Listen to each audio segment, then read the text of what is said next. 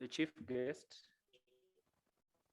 Madam Sheila Mbijiwe, the Deputy Governor of the Central Bank of Kenya, the Chair, Mr.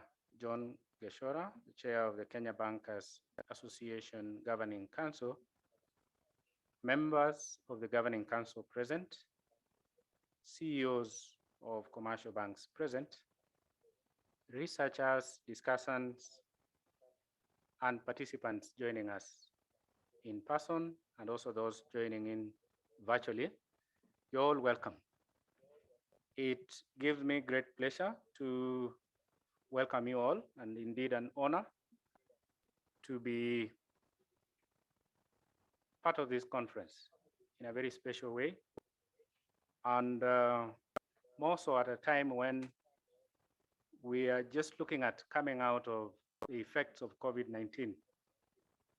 So as you will see shortly, we are focusing in this conference on banking beyond COVID, and especially on areas that it has affected.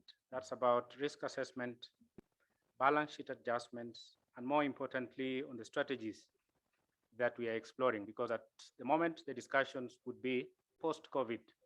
What are we likely to see? And where have we positioned ourselves to contribute to a strong and sustainable economic recovery post-COVID?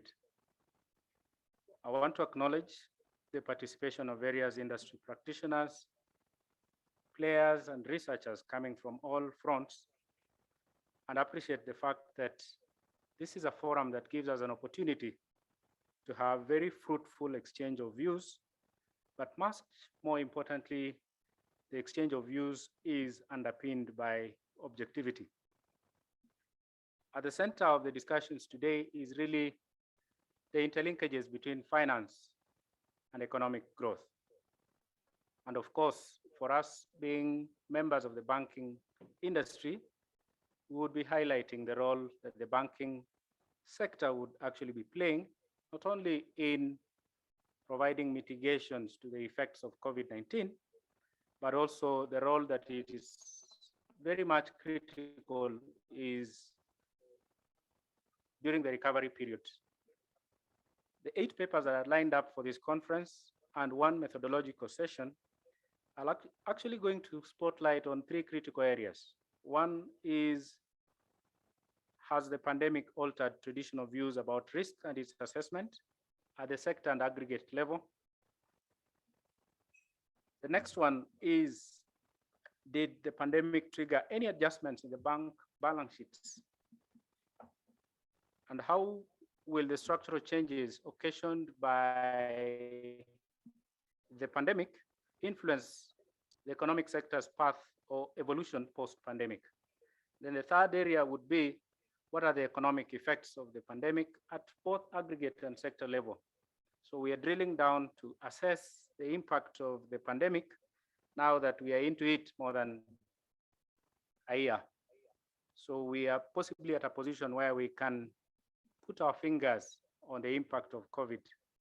So over the 3 days, we will be focusing on these questions. And most importantly is that as we interrogate some of the findings that our researchers have found, it's important that as we do this, of course, the objectivity overrides. And even beyond the conference, we know we are alive to the fact that some of the matters that will be raised during the conference are not necessarily going to be settled within the conference. And that's part of the objective of this conference, is really to elicit discussions and where possible generate solutions.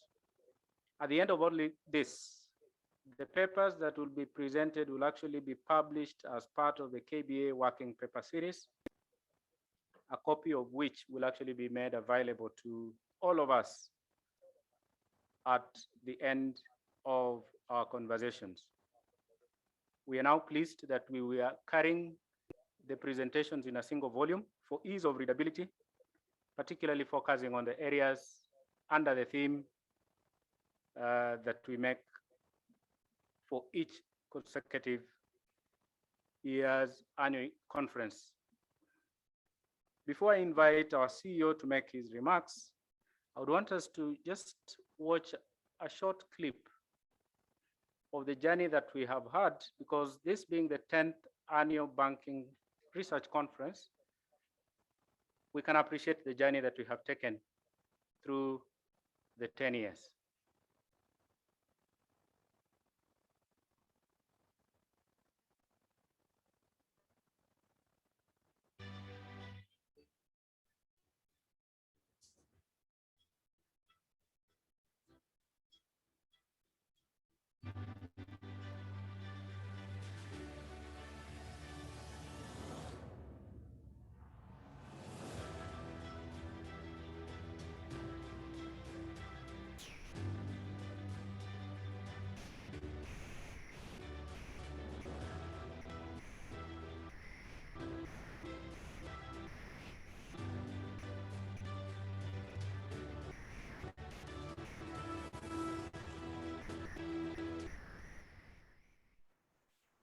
Thank you. And through the journey, we must appreciate also the researchers that have made the journey possible. And I would want to invite us to just have a clap gratitude towards the researchers that have made the journey through the 10 years. It's now my pleasure to welcome the CEO of Kenya Bankers Association, Dr. Habi Lolaka, to make his remarks, and we progress from there. Thank you.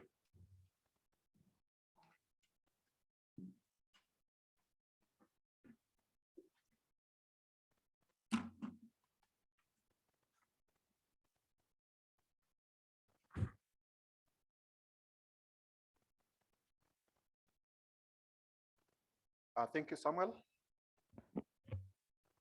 Let me start by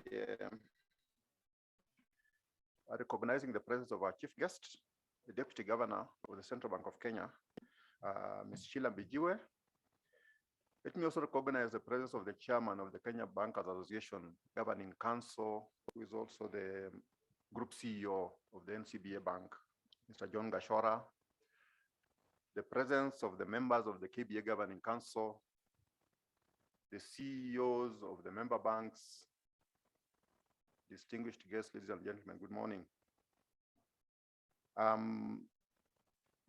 Indeed, I would like to thank you very much for joining us as we host the 10th annual KBA Banking Research Conference.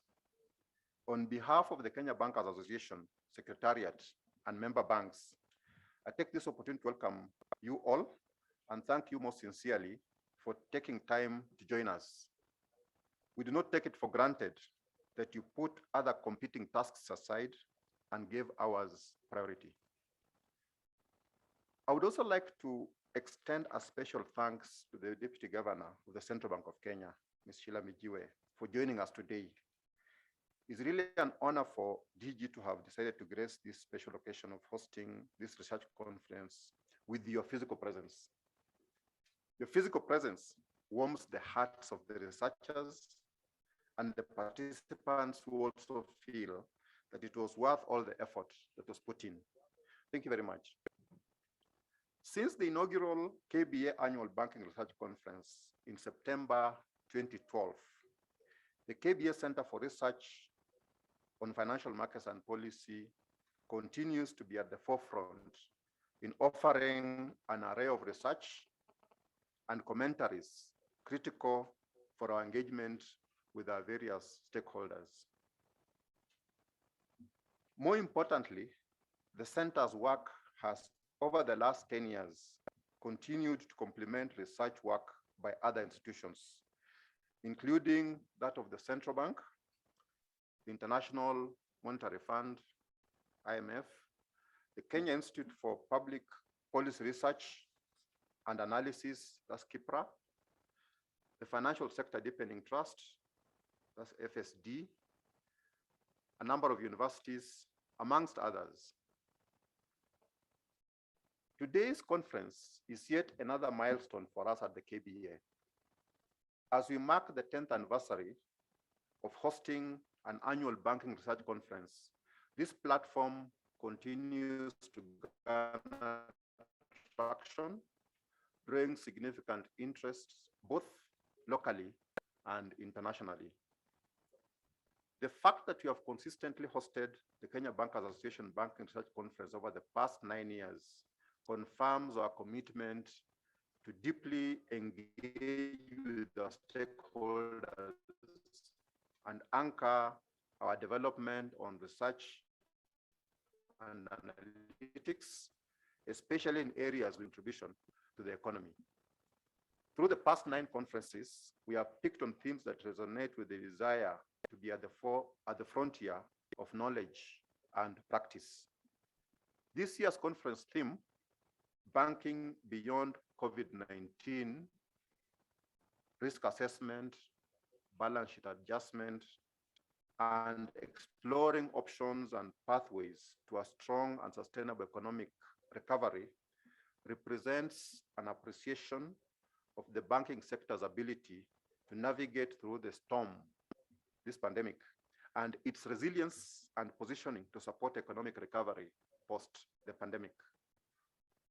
Ladies and gentlemen, at the time of hosting last year's conference, the effects of the pandemic on the banking sector, while evident, its full impact remained largely unknown.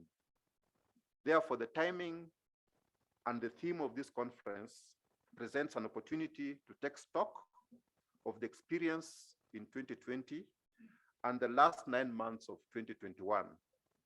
And unlike other shocks, such as the global financial crisis that originated within the financial system, the COVID-19 pandemic has resulted in widespread global and domestic economic contraction, reflected in both demand and supply adjustments, with direct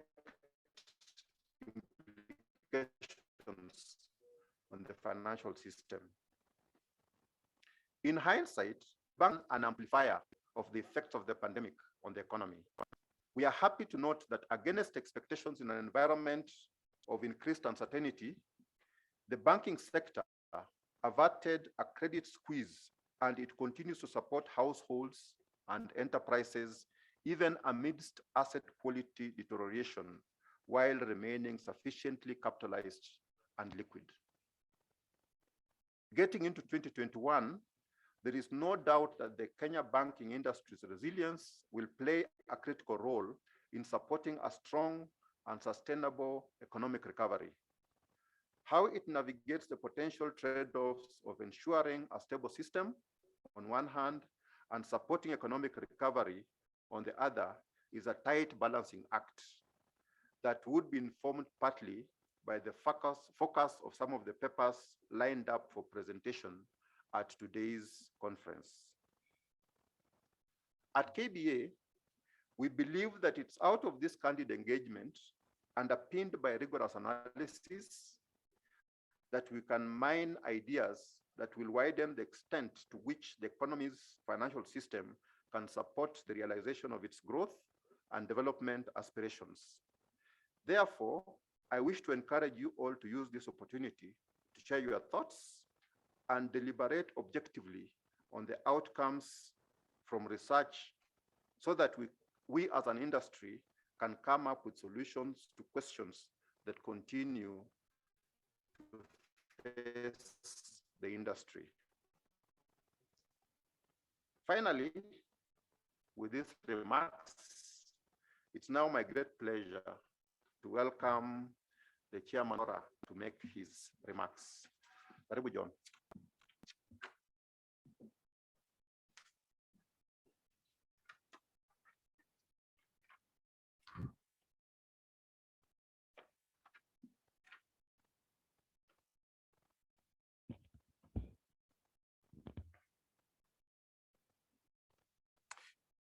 Thank you, Habir, for your remarks and for the welcome.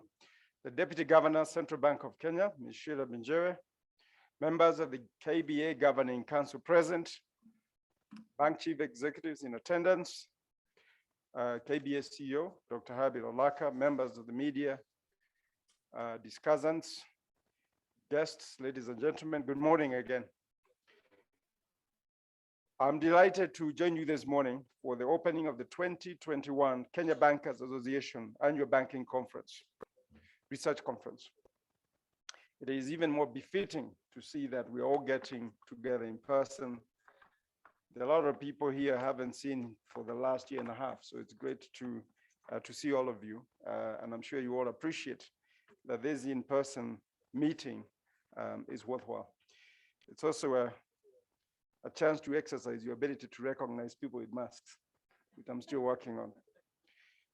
I'd like to really acknowledge the presence of the Central Bank of Kenya Deputy Governor, Mrs. Sheila Bijere, who has joined us this morning. Thank you, Deputy Governor, for making time to preside over this important industry initiative as the chief guest. Your presence here today underscores the Central Bank of Kenya's sustained commitment towards supporting initiatives geared towards anchoring the country's economic development and growth.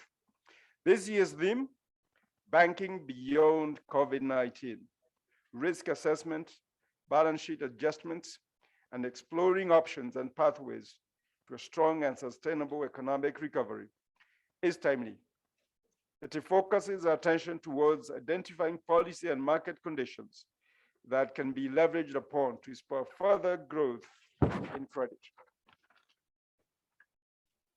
Further, the 8 papers that will be presented at this conference in the next 3 days will endeavor to highlight economic growth opportunities that have arisen out of the COVID-19 pandemic. I am convinced that this scope provides a great opportunity to generate insights that will further optimize the banking industry's contribution to the national socioeconomic development agenda. As you're aware, the COVID-19 pandemic has extensively depressed the economy. I would like to commend the banking industry for navigating through the health crisis. I also note with appreciation the wide range of monetary and banking sector interventions that have been spearheaded by the Central Bank of Kenya and which continue to support the recovery. I make these observations in the knowledge that the financial services sector and the economy have an interdependent relationship. When credit supply meets demand, a significant contribution is made to the growth of the economy. Similarly, sustained economic growth creates additional demand for credit and supports the vibrancy of the financial system. In this light, facilitating an understanding of the financial environment through research has become a necessity, considering the dynamics of the Kenyan market and global disruptions caused by the COVID-19 pandemic. These dynamics are seen to have a bearing both at the policy and operational front and at the broader economic environment under which banks, just like other businesses, operate.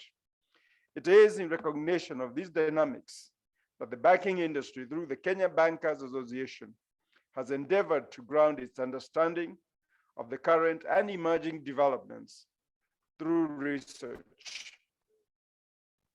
The growth of the Kenyan economy since independence has always been accompanied by the expansion and diversification of the financial system, which has undergone tremendous transformation over the years. There have been major reforms and regulatory initiatives undertaken in the financial sector to enhance financial stability, efficiency, and access, which have only served to better the sector and make it stronger. These reforms are what have enabled Kenya to now have one of the most developed banking systems in Africa. Ladies and gentlemen, as an industry, there is need for constant consultations on progressive policies to ensure that there are favorable outcomes for both the public and the economy at large. For instance, continuously exploring options for banks to diversify their portfolios and achieving economies of scale not only present efficiency and profitability gains, but also support banking resilience during periods of shocks, as we have seen under the pandemic. I want to say that when I looked at the papers that are to be presented today, I'm encouraged by the work that has gone into those papers, the analysis that has gone into that body of work. And I dare say we'll get a lot out of this session.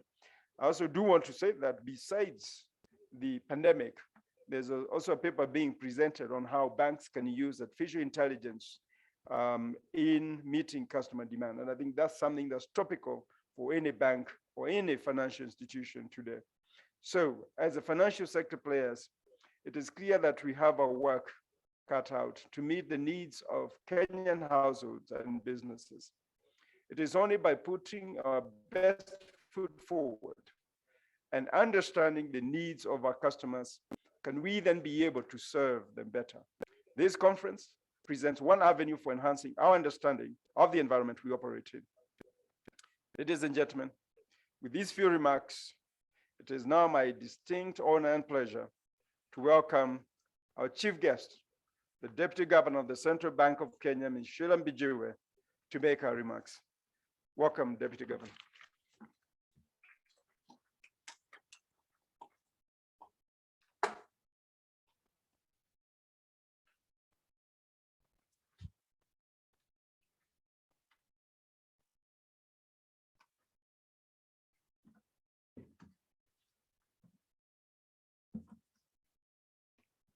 Morning, everyone.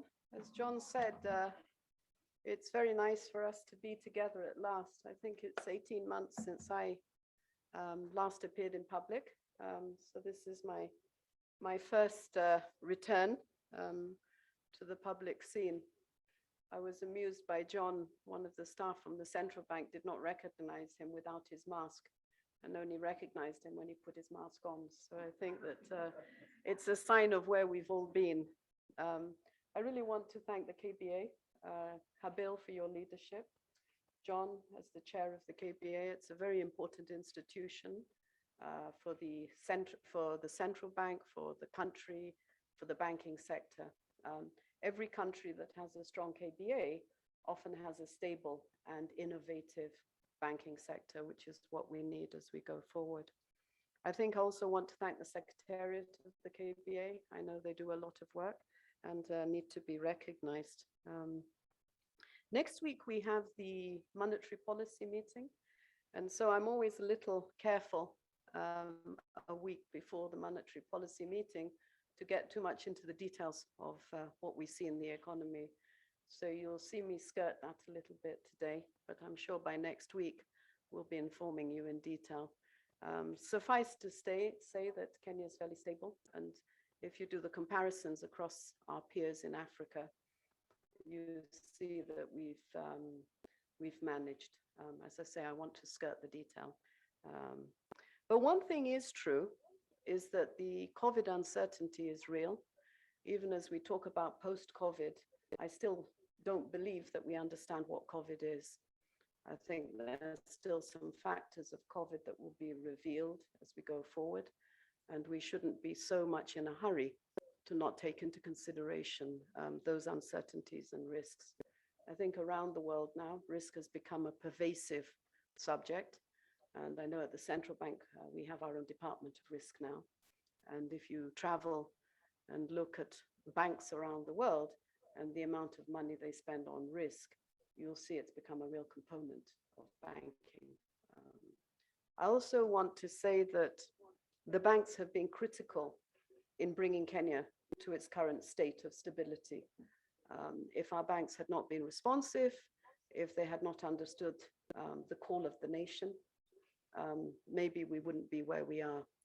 And when I entered banking many, many years ago, what we found was that 2 foreign banks controlled about 70% of our market. I'm very proud to say today that 4 local banks control 70% of our market. And I can see 2 of the CEOs of the local banks here today.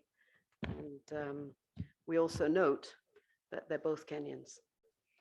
So a lot has changed. A lot has changed. So it's a great pleasure for me to come today to this 10th meeting. And I think the discussion of beyond COVID is appropriate. We need to talk about it now. We need to look at it now. We need to try and understand what it means. I'm a big planner. So planning in advance means you avoid the difficulties and the crashes that you have if you don't plan sufficiently. So as we reflect on the post post-COVID period, what we're looking at is the opportunities and also the risks. And in some cases, the opportunities and risks have been in the IT sector where we see the amplification. And we've also seen it in other sectors where we see that it's amplified risks that we had or weaknesses that we had in the existing pre-COVID period. The IMF Stability Report in April 2021 cautions of the unintended consequences of measures taken during the pandemic. And I know we've seen huge amounts of interventions that have been made around the world by various countries. And we don't really know what the outcome of those will be. The divergent economic recovery between advanced and emerging markets also is a concern and poses a huge challenge. And yet in some other way as well, you will see that some of the emerging market conditions have been an advantage. So as we go forward, it's quite different. So as I said, I want to skirt away from detailed conversation about the economy. So maybe I come today more as a thought leader than as a regulator. One of the things that's happened to me during COVID is that I've been reading extensively. In fact, to the point that I have piles of books all over my bedroom. And there's 3 books that I read recently, and I want to talk to those because I think they're good books. And I think that the points that they're raising are quite intelligent. One is Good Economics for Hard Times. This is written by Banerjee and Duflo. These are both Nobel Prize winners. And another one, which is a little more controversial, is Arguing with Zombies, Economics, Politics, and the Fight for a Better Future. And this is Krugerman, who again is another Nobel Prize winner. And then a little different, which is a more financial book rather than a book on economics, which is Other People's Money by John Kay. So all these books are trying to tackle the issues of global relevance, challenging some long-term held economic beliefs and policies and prescriptions, and a shift towards more evidence-based policy making. They try to tackle the inequality that has resulted out of the existing economic order. And they start saying that resilience is very, very important as we move forward. In the past, we have focused on growth and globalization, but what has been the outcome of this focus on growth and globalization? And this is the questions that have been asked by these books. So moving into it, I'm going to cover really quite global issues. And I think that they're good questions. I'm not purporting to have the answers. I'm asking people to think. Today, what we're saying is we're here to think, and we have researchers in the audience who need then to put the questions into careful thought. When we talk about globalization, nationalism, and state building, which of course is very important for stable global economy and stable individual countries. Over the past decade, we've seen tensions rising between nationalistic and globalizing tendencies. And they've come to fore in very evident fashions. We have Brexit, if that wasn't surprising enough. We have the US-Mexican border. And then finally, if we really want to be surprised, we have the events of August 15, 2021 in Afghanistan. So what does this all mean? I mean, there is something out there that is not understood, is not working. A globalized world presents an opportunity, but a challenge. Globalization and economic interdependence was considered very good for growing world GDP and employment opportunities. But while there are reasons to take comfort on the benefits that we see, we must be aware of the downside risks.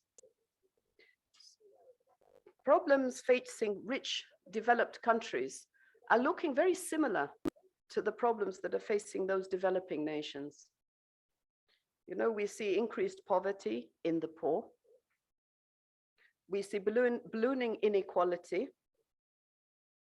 lacking faith of governments, fractured societies, and polarization. You know, you look at Black Lives Matter, the Trump era, the problems in South America, or even South Africa's instability.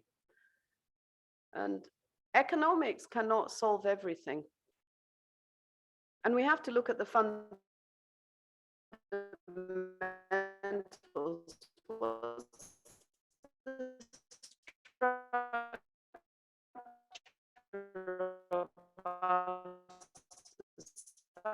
And what is it producing? And I was looking to CD countries that show only 6 countries have recorded an improvement in one of the ratios that come out from the Sustainable Development Goals. Only 6. And this is if you take 20% of the richest households and 20% of the poorest households, that portion, only 6 have improvement. So even when we talk about Africa, we talk about the need for reducing poverty in Africa, what's happening in other countries between what the problems are with the developing world and the developed world? Democracy and debate is under threat. Democracy allows for debate, but we don't seem to allow that space at the moment. It's getting narrower and narrower, and it's unfortunate. And people are becoming much more polarized and extreme in the positions that they take. I want to talk about immigration because it seems to be a key issue. And I mean, this is perverse border at the moment. If any of you have been, it's very sad. You look at the UK, and they had an issue recently with the Windrush generation. People who have been in the UK for 60, 70 years being told that maybe they have to go home. We have issues in Germany, Angela Merkel, when she allowed the migrants to enter Germany and the difficulties she had as a result of that. France, Italy, Hungary, Slovenia. You know, there's stories, recent stories about all of these. And we look at South Africa and Zimbabwe, the problems they've been having, Bangladesh and the Rohingyas. And finally, if you look at Kenya, our neighboring countries, we're not immune. And you know, the migrant story, I also find it very interesting because when you actually read into it, what you see is, I'm being told that in 2017, 3% of the world was migrants. And that's only 1 in 25,000 people. It's not that it's huge. It's not that it's going to overwhelm us. And then you get shocked by racist alarmism, fear of intermingling with other races, a myth of purity that prevail. Very sad. Evidence also shows that people move very reluctantly, and the majority of migrants are driven because of violence.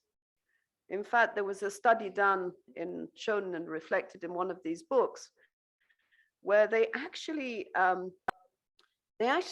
offered people who came from a certain area transport and jobs if they would move. And in this area, there was drought.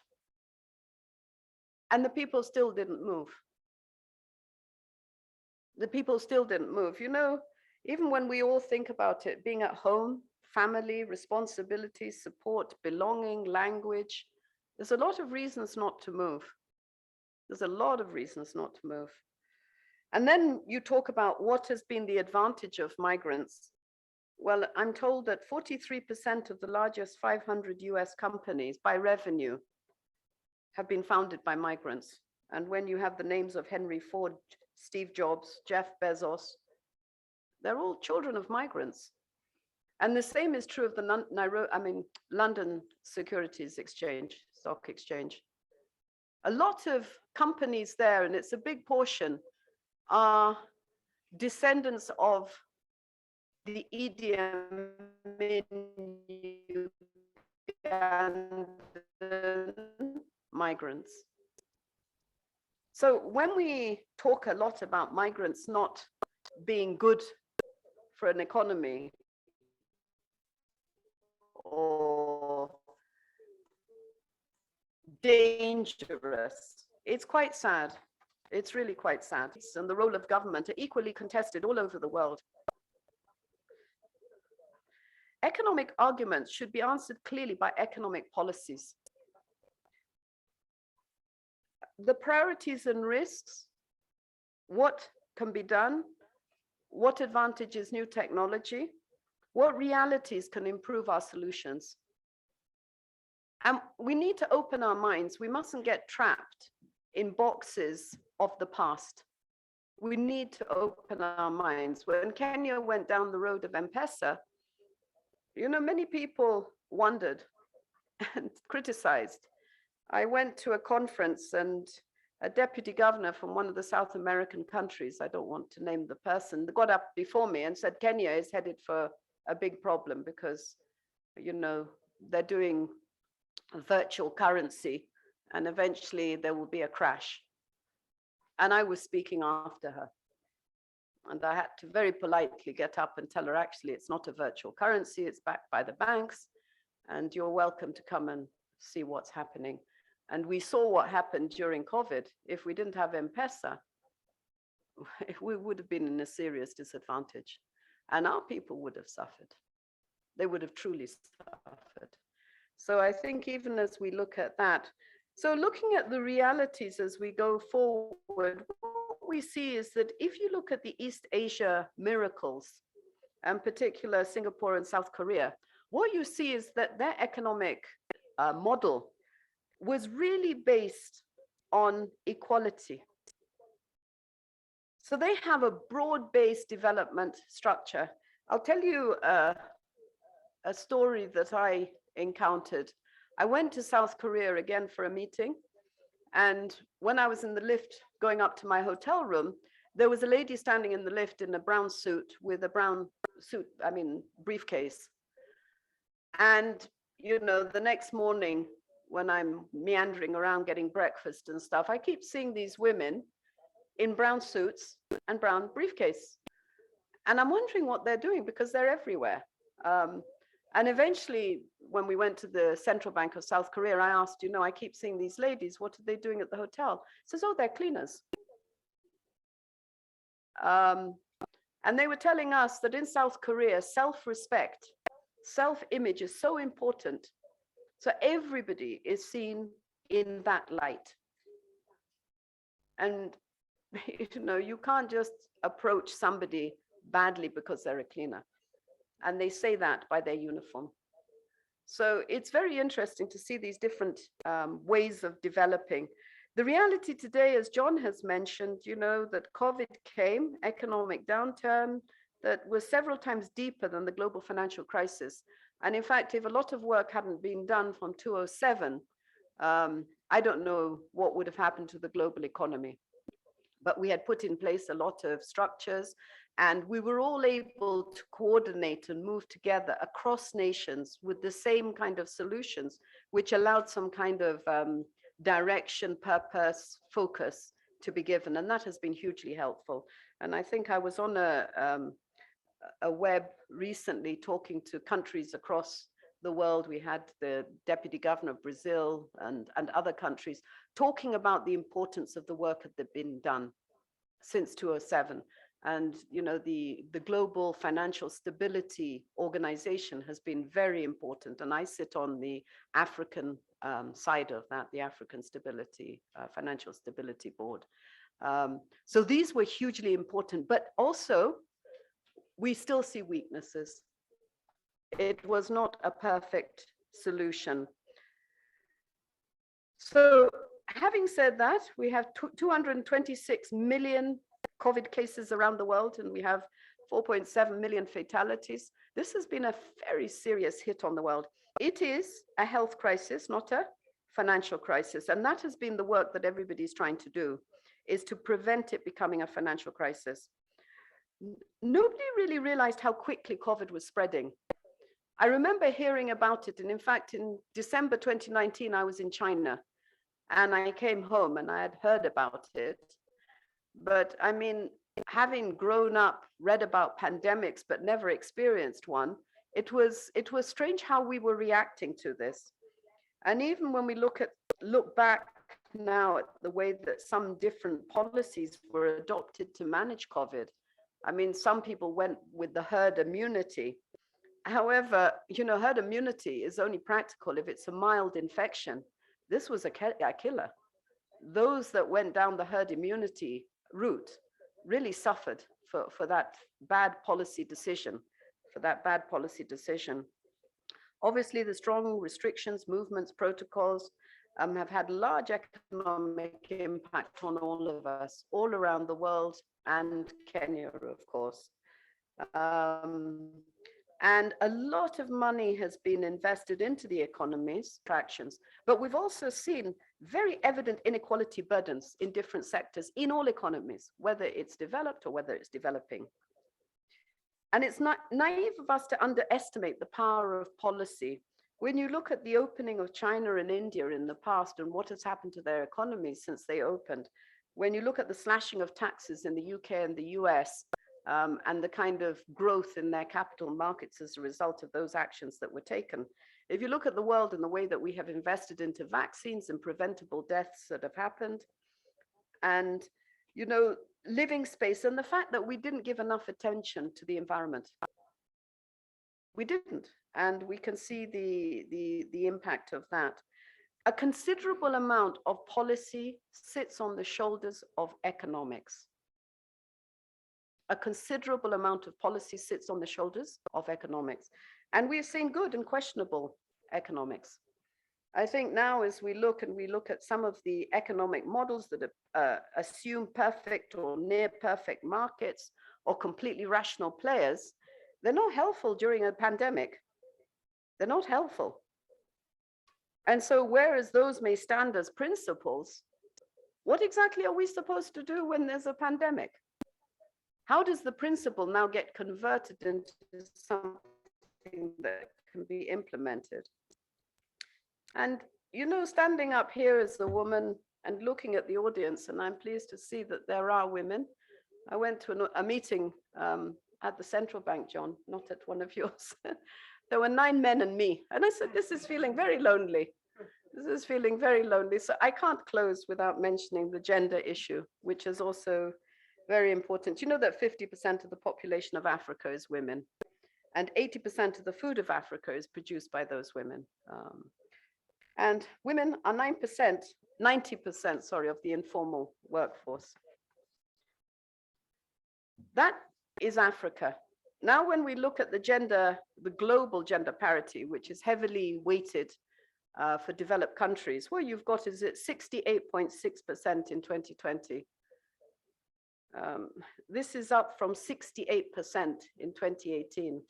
If anybody's jumping for joy for that 0.8%, then they have very low expectations. They're definitely not in my club. Gender inequality is like Black Lives Matter. Women matter. Nancy Pelosi said the other day, you know, the new catchphrase is building back better. And she talks to building back better with women. I think in Kenya, there's an understanding of these issues, but there's still not enough being done. There's an understanding of the issues. If I say to you that Kenyan women are 50%, that globally women are 50%, and yet we own 1% of the wealth of the world. 1%. That either makes us very unintellectual, very foolish, very stupid, or it means that there's something wrong in the model and that there's a structural inequality in the model. I leave that with you. The pandemic has had a disproportionate effect on women.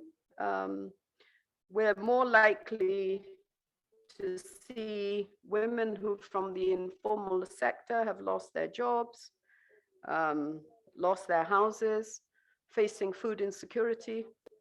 And maybe not in this room, but if you're driving through traffic, look out the window. Look out the window and you can see. I'd like to finally recognize some amazing women, which just shows the leadership of women. You know, if you look at Ngozi Okonjo-Iweala, who's the new head of the World Trade Organization. I've met her myself a long time ago, an amazing woman. You sit and listen to her speak. You've got Nancy Pelosi, who is a warrior. I think at some stage, someone needs to go to America and give her a sword and a shield, yes? Angela Merkel, who is now stepping down as the German Chancellor, who has led Europe through extremely difficult times. And of course, Wangari Maathai, who before the rest of us recognized the importance of the environment, she was there making very important statements about the environment. So let us be proud of our differences and value women and the importance that they bring to any situation. So to close, I'd like to say, will our children grow up in a more just and humane world? Will we restore human dignity with profound rethinking of economic priorities? Can we all be saner, smarter, and more humane for a better world today and tomorrow? Thank you very much for listening to me.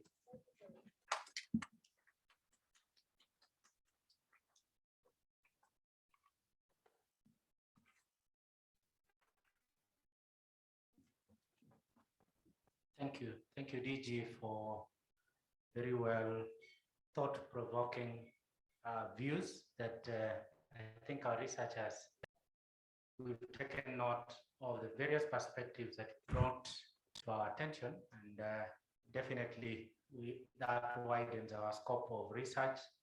And as DG talked, I think I saw a lot of economics in every sentence that she mentioned.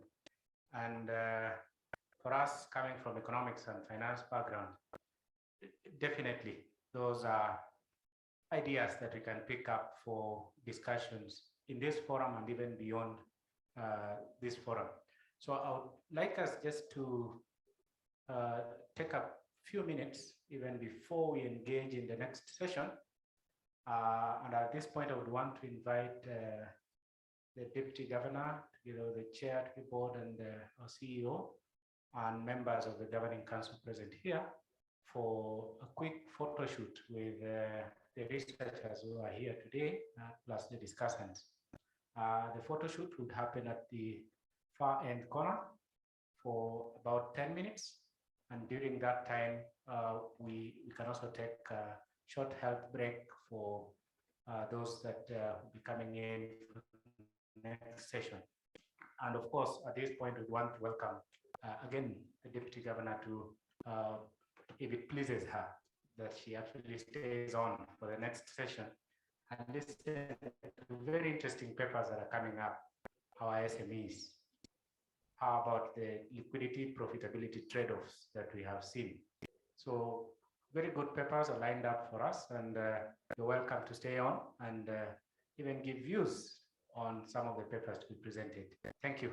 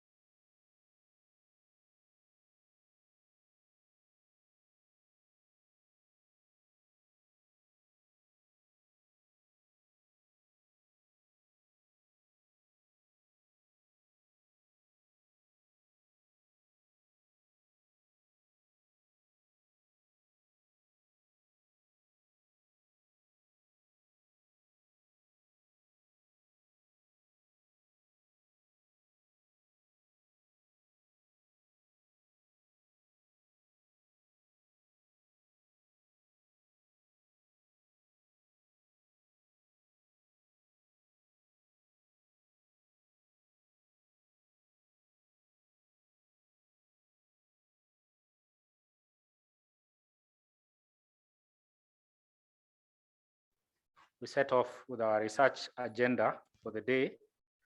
And in this session, we will have two papers presented. One is on what drives SMEs credit choices, business versus personal loan account utilization in Kenya. This paper is a paper that is prepared by the KBA Center for Research, Financial Market and Policy. Hilary Mulindi, Kiplangat, Josiah, and myself are the authors, and I'm honored to do the presentation on their behalf. Our discussant for this paper is Jared Dosoro from FSD Africa, and we'll be pleased to get his discussion at the end of it all. So what happens is that for this session, we'll take about 20 minutes to do the presentation. Then a discussion takes about 10 to 15 minutes. Then we open it to Q&A. So for the online participants, we would want to invite you to send in your comments, your questions through the chat on Zoom, and we'll be able to endeavor as much as possible to address your comments in line with the thoughts that are coming through from the papers. So I'll do the paper on what drives SME credit choices, business versus personal loan account utilization in Kenya.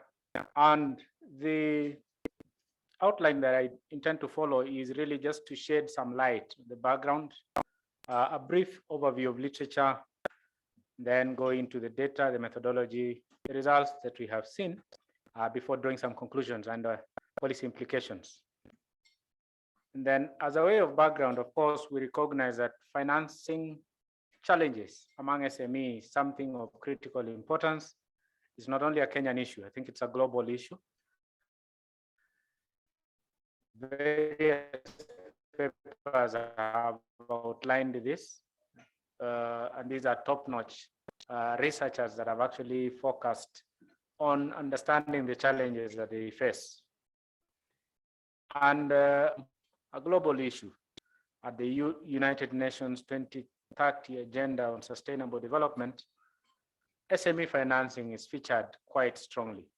And of course, for our Kenyan case, the appreciation is we have SMEs absorbing about 15 million Kenyans. This was as at 2016, may have gone up higher.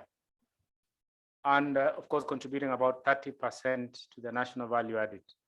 So we cannot overemphasize the importance of SMEs in our economy, and so the need for their financing, because for them to operate efficiently, for them to grow and scale up their operations, access to finance is critical. So the question that then we ask ourselves, even in this background, is to what extent have SMEs been served with credit, of course? The 2020 survey that was conducted by the Central Bank of Kenya actually looked at disproportionate credit access by SMEs across the different sectors of the economy. Of course, those in trade, real estate, and agriculture take up quite a huge chunk of the credit to SMEs. But still, we see restaurant, hotels, and tourism, mining and quarrying, energy and water, and those in small-time manufacturing activities continuing to be underserved with credit. Of course, the question is why, to a large extent. Several interventions have been deployed by government to try and reach out and ensure that there is support to SMEs. For instance, in creating an enabling environment for SMEs, there is a Micro and Small Enterprise Act of 2012, which was actually just giving them a legal standing in terms of support to SMEs. Then the Office of the Registrar of Micro and Small Enterprise Associations, the Micro and Small Enterprise Authority have come up a tribunal to deal with conflict resolutions for the SMEs and any engagements that they would have with other stakeholders. Then, of course, in trying to increase market access to government procurement opportunities, program has also been spelled out in subsequent budgetary allocations and budgetary statements. Then the use of funds in terms of supporting access to credit, Youth Enterprise Development Fund has also been deployed. The Small and Medium Enterprise Fund has also been outlined very specifically in government papers. WESO Fund, Women Enterprise Fund, all these seeking to actually increase access to credit by SMEs.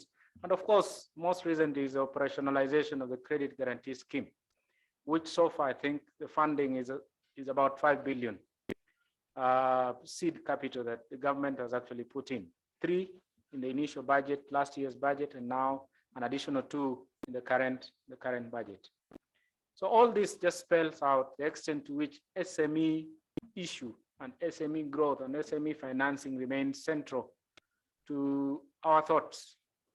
The gaps exist on the demand side of SME financing because empirical findings are mixed in terms of positioning the financing of SMEs. There are those that say age is important in the decision, age of an enterprise is important in the decision for long-term and short-term debt. There are also those that say the size of the farm is also significant, particularly in enabling SMEs to reach out to get short-term debt. There are also those that say gender matters because gender brings in the perspectives of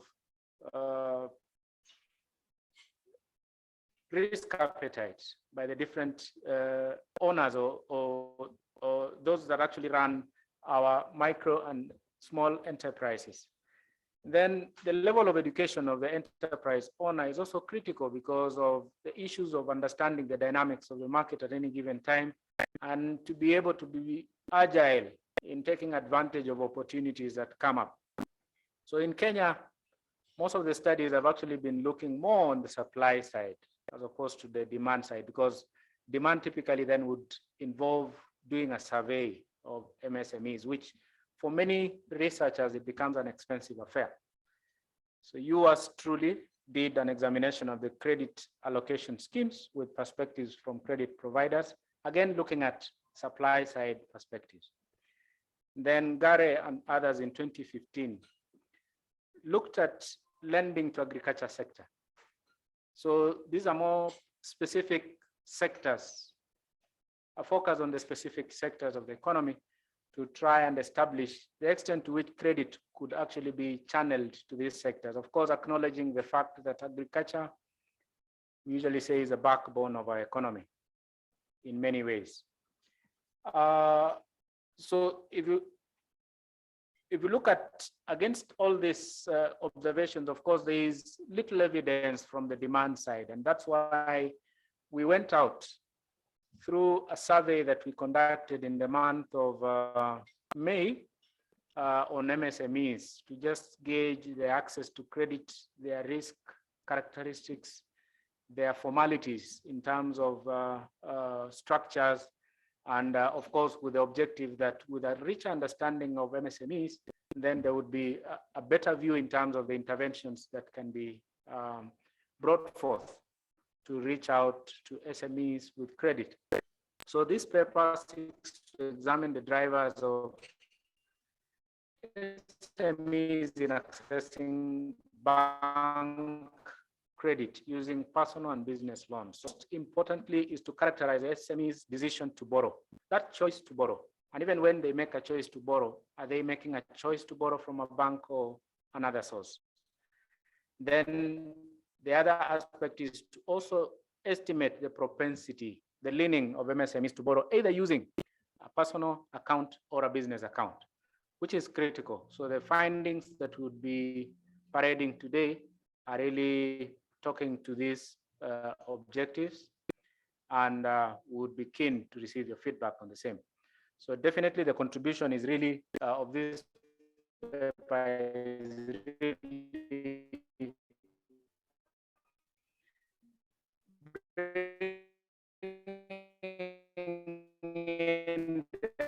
aspects from the demand side, the SMEs views on access to credit. So we would be comparing a report that we posted on the KBA website, just to enlighten yourself on even various other aspects that are not necessarily covered in this paper, that are available for our readership, and an appreciation of the ecosystem within which the SMEs are actually demands that would go briefly into the theoretical aspects. Of course, I would not go deep into each of them, but just an appreciation of some of the thoughts that are coming in through our theories that need to ground our paper before we make conclusions about it. The static trade-off theory, of course, is really painting a picture of the trade-offs that MSMEs face in the space of weighing the expected cost from financial distress and the tax benefit of debt service payments. Against this, of course, there are other aspects about those that have tangible assets. Do they shy away from borrowing, for instance? Do they explore more internal financing as opposed to external financing? Agency theory brings in the aspects of there's an agent and there's a principal. There is that who has information and that who doesn't have information. SMEs know about their risk characteristics, but the lender on the other side doesn't. And that is the cornerstone of the discussions that we have because of the information asymmetry that exists between the SME and the lender. The pecking order theory, of course, managers of business enterprises would actually choose methods of financing according to some form of hierarchy.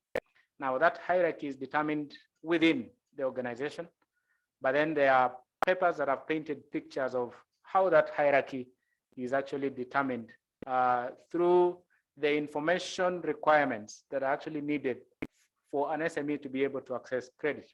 Life cycle theory paints the picture of the size of an enterprise as well as also the experiences over time that MSMEs have in impacting the information. And bootstrap financing explores the options that MSMEs have in terms of their own internal strategies in trying to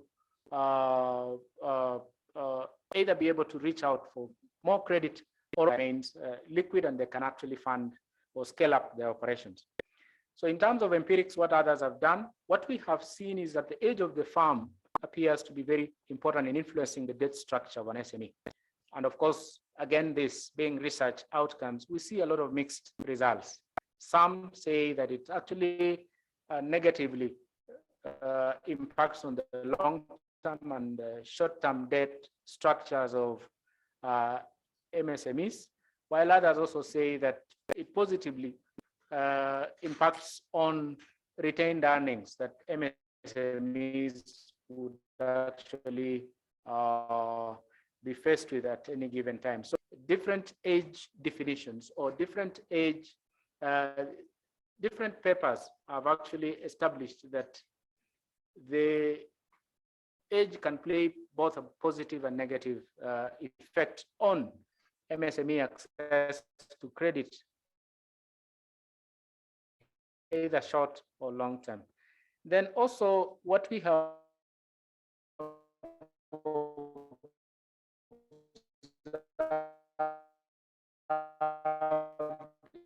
is studies converge on the impact of farm size on credit demand. Pilot is a fact limitation because we have said not only in our type of markets, but even in advanced markets, that imbalance in information and the lenders remains a critical obstacle to access to finance. And of course, the aspects to do with fewer assets to offer as collateral among small farms and the higher risks involved in financing, as small farms have high failure rate compared to the large farms. Other aspects that we have seen in literature is an issue that credit guarantee schemes appear to help eliminate the financing gap faced by MSMEs. Of course, it's a mitigation at the end of the day, that if there is an aspect of risk sharing, whether partially or wholly, whether it is considered by the government or even other private entities, we see that a significant impact in eliminating the financing gaps that SMEs face. Then education level apparently appears to be one of those critical aspects in influencing firms' behavior to seek finance, and also even their ability to also seek finance. Of course, educated managers are argued to have more access to credit because of their ability to steer through the complicated loan application procedures and present positive financial information. I'm not talking about creative accounting, but I'm just saying the appreciation of the entire ecosystem would be better done by educated managers. So in terms of conceptualizing our thoughts, we were looking at borrowing from the theories that are in place, and of course what others have done, to just map out some of the factors that would influence the demand for credit by an MSME. On the enterprise risk characteristics, we look at the owner's risk appetite. Are they risk averse, or they have a strong risk appetite? The industry of operation matters, because at the end of the day, we are every SME would be actually hosted by a particular sector of the economy or particular activity in their contributions to economic activity. Then the size of the firm in terms of turnover is critical. Also, the product design features, suitability of the loan, which is also something that we found in our survey as being very critical, as was highlighted by the respondents to the survey. Then the age of the enterprise in terms of years of operation is also critical. And ease of credit accessibility, the cost of credit.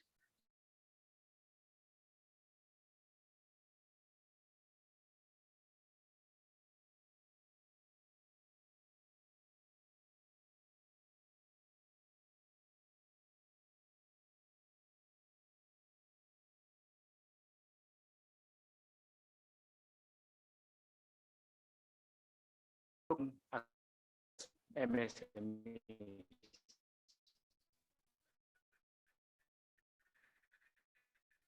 Then we have to control for some of the dynamics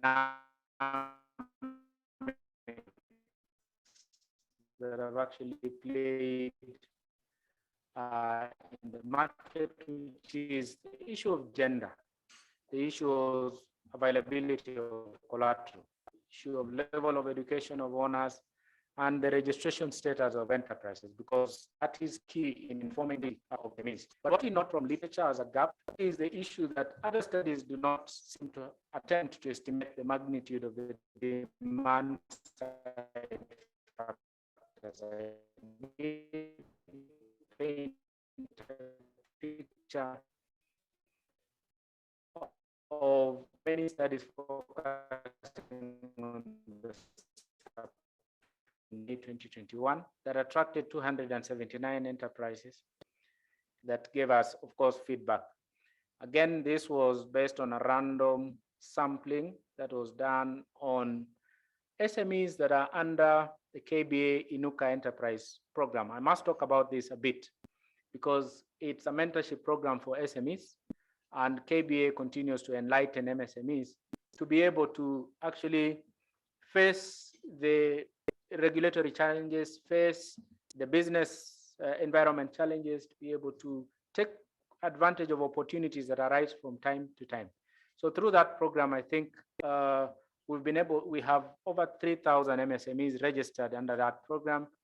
But for the case, for the sake of this survey, we had feedback from 279, who actually were quite representative of the entire group that we saw.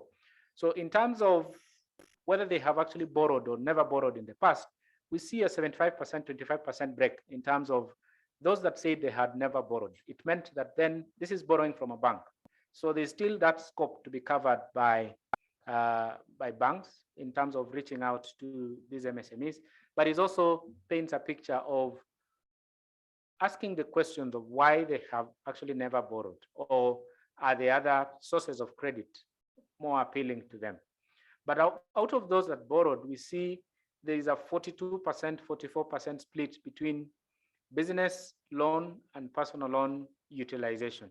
So a fair balance in the utilization of the same. But there is also the other category that were actually borrowed from other sources other than the banking system. But of course, we appreciate that in the life of an SME, they can actually explore other sources of credit, which actually include trade credits, for instance. But apparently what we saw that a majority of the MSMEs actually pay promptly for the supplies that they get, which is critical, because that ability to pay is something of interest to any lender at the end of the day. So under the cost structures, of course, the appreciation is that the cost of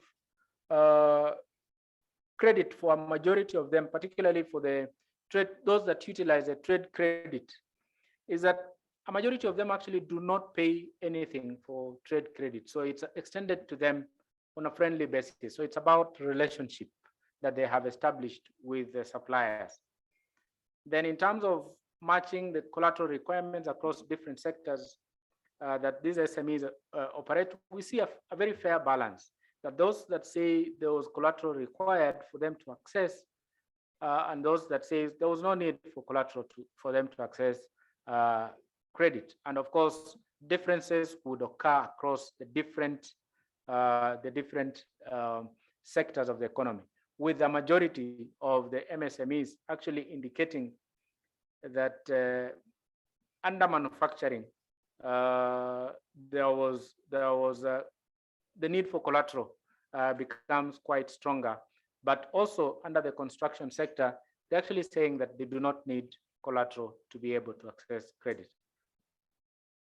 So in terms of risk preferences, again, we cross-tabulate this with account utilization, and we see that a majority of those that use business loan account to access their loans actually are risk neutral. So they are neither risk averse or risk seekers. So they are in between, somewhere in between.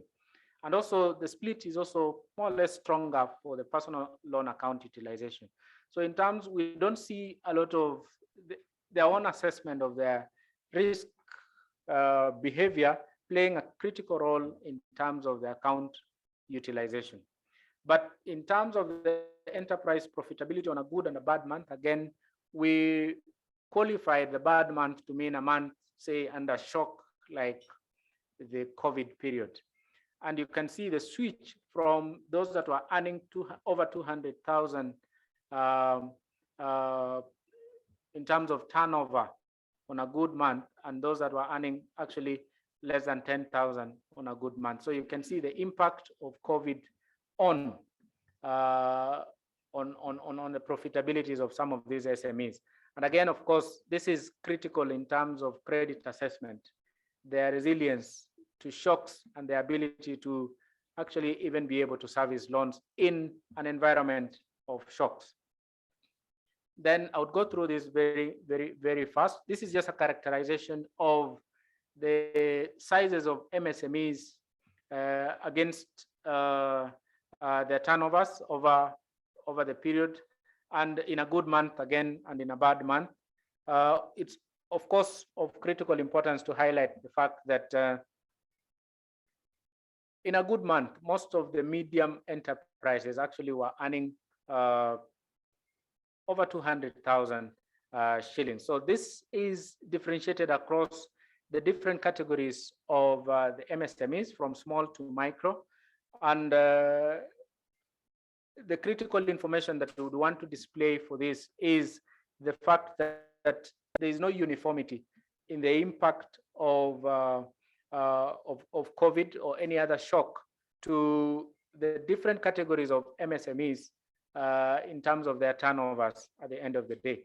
But what's critical is that MSMEs appear to be resilient to economic downturns, but that resilience is actually dependent on their sizes at the end of the day.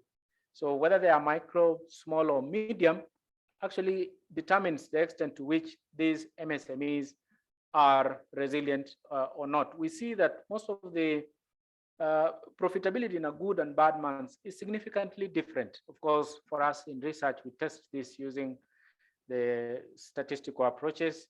And for this case, we just use a chi-square test.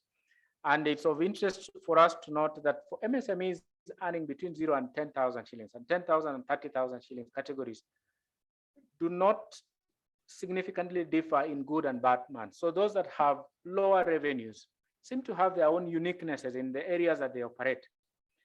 But when we move to the categorizations across different sizes, the difference in profitability for enterprises with profits over 30,000 now starts to come in for the micro enterprises. And for the small enterprises, we see no difference for the smaller categories and even some larger categories, but beyond 200,000 shillings is now where we see some divergences in terms of significant differences between good and bad month turnover levels.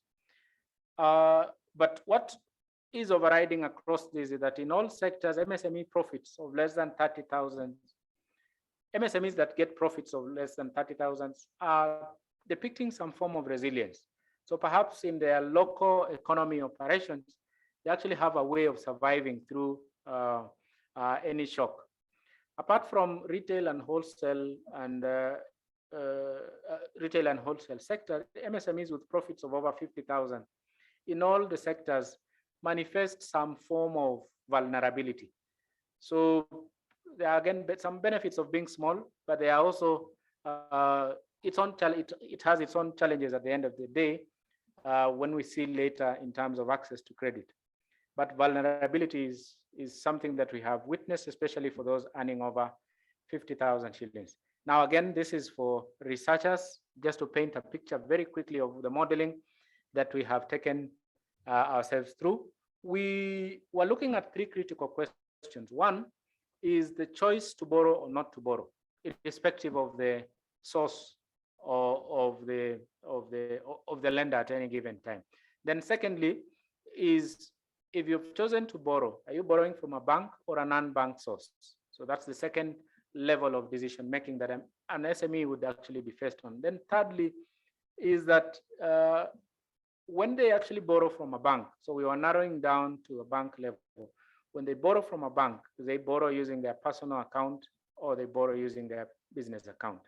Now, this is based on a three-step probit model, which is a binary choice model, but with some modification coming from Heckman 1979, just to ensure that there is some normality in the distribution at the end of the day of the errors. I'll paint a brief picture about the results that we see. And so the three choices that an SME is faced would actually be, I want to believe that you're all able to see the small numbers. With your nodding, I want to believe that, okay. So the three choices that we have are actually coming out in three models. And with the first model, of course, what is critical for us is the decision to borrow, not to borrow, irrespective of the source of funds. So what's emerging is that turnover is critical and the education level of the owner of the enterprise. It matters for high turnover enterprises, their decision to borrow, they would actually borrow compared to those with turnovers that are lower than 500,000. Of course, the backing is a cash flow that they have. Then the education level also matters. We see that those that have mid-level tertiary education have a tendency actually not to borrow.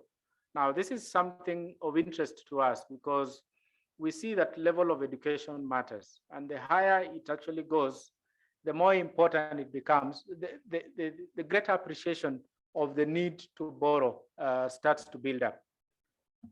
Then when we now move from the decision to borrow to either borrow from a bank or borrow from a non-bank, age of an enterprise becomes important. The older the enterprise is, the higher the tendency for that enterprise to want to borrow from a bank as opposed to non-bank. Of course, once they have established their stability, and even their resilience story can be told in a clearer way, then now they can actually approach banks more confidently for loans. Turnover also plays a key role in whether they would actually be approaching a bank or not. And when we move to the borrowing, either from using their business loan account and a personal loan account, we see that gender now becomes an important issue. Of course, we had 1 for male and 0 for female. This can be tweaked on either way. So it has nothing to do with, it's just for purposes of statistics and nothing else. So what we see is that there is a greater tendency for men to actually go for business loan as opposed to personal loan. Of course, it paints a picture of risk taking. At the end of the day, they are men are known from other literature that they are risk takers, and they would be approaching a bank with a loan account to actually get funding for the same. And the other aspect that is coming out clearly is the issue of the sector within which an SME operates. We see that ICT sector seems to be coming out strongly in terms of the utilization of business loan accounts for purposes of getting funding from commercial banks. The other sectors, yes, there is an impact, but the impact we have seen from statistics is not significant. So the question then that begs our answers is, what's so unique about ICT that makes them want to use their business accounts as opposed to their personal account of the business owner to access credit? And then turnover still is an important aspect, but it's of interest to note, and is actually a puzzle to us to note, that enterprises earning over 500,000 shillings appear still not to want to use their business loan account to access credit, but still are going for the personal loan account. So it paints a picture of us asking ourselves questions in terms of the utilization of business account as opposed to personal account for accessing credit, particularly for these that have high turnovers. So it's a pointer to us even to extend this research to gauge what are some of the differentiating factors between personal loan account use for business for accessing loans as opposed to business loan account utilization. Registration status is also important. Those that are registered seem to want to use their business. Obviously, I think this is obviously because they now have an identity and they can stand on their own, a legal standing in terms of that identity, and they can face the bank as with a business name as opposed to their own names. So these are some of the findings that we find, and it's important for us, even as we draw some conclusions at the end of the day, we're saying that MSME's turnover seem to affect the choice to borrow. It also affects who to borrow from and what type of loan to pursue between a personal and a business loan account use. And of course, the puzzle that still remains in our minds is that why are SMEs with turnovers over 500 still leaning more towards the use of personal loan accounts over business loan accounts to take loans? Are there any opportunities for lenders to align the features or requirements of these accounts so that it possibly becomes as easy for an SME to access a loan using their business account as it is using their personal account? The other findings, of course, is the issue of age that is actually playing a critical role in the decision to take a bank loan or even other loans. So the challenge to MSMEs, of course, is the need to have a long-term view. Age of an enterprise matters. And of course, their businesses, the longer they are, the more attractive they would be to long-term funders who actually include bankers. Industry of operation is important. but we see some heterogeneity. We see some differentiation across the industry. ICT coming out strongly. So are there opportunities again for streamlining the business environment so that whatever attractive features ICT has can actually be replicated in other sectors? Then the gender of MSME owner in determining use of business or personal loan account is important. Men seem to be, as we saw, seem to use their business account more than women.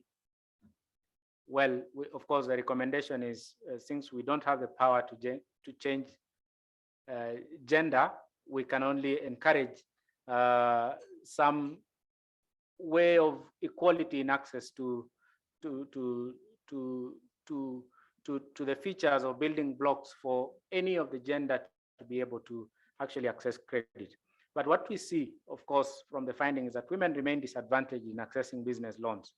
And it must be, there is a host of other factors that characterize the operational environment within which women business owners do their business as opposed to the men business owners. Then registration status matters for accessing business loan. Again, formality is critical in accessing business loans. So those are our thoughts that we saw from the study that we conducted with regard to the choices that MSMEs are faced with in accessing loans, and even when they have made that decision to access loans, the utilization of either personal or business loan accounts. So thank you very much. And I think before we invite comments from the plenary, I would invite our discussant, who is actually Jared Osoro, to make his discussions, and then we can progress from there. Thank you.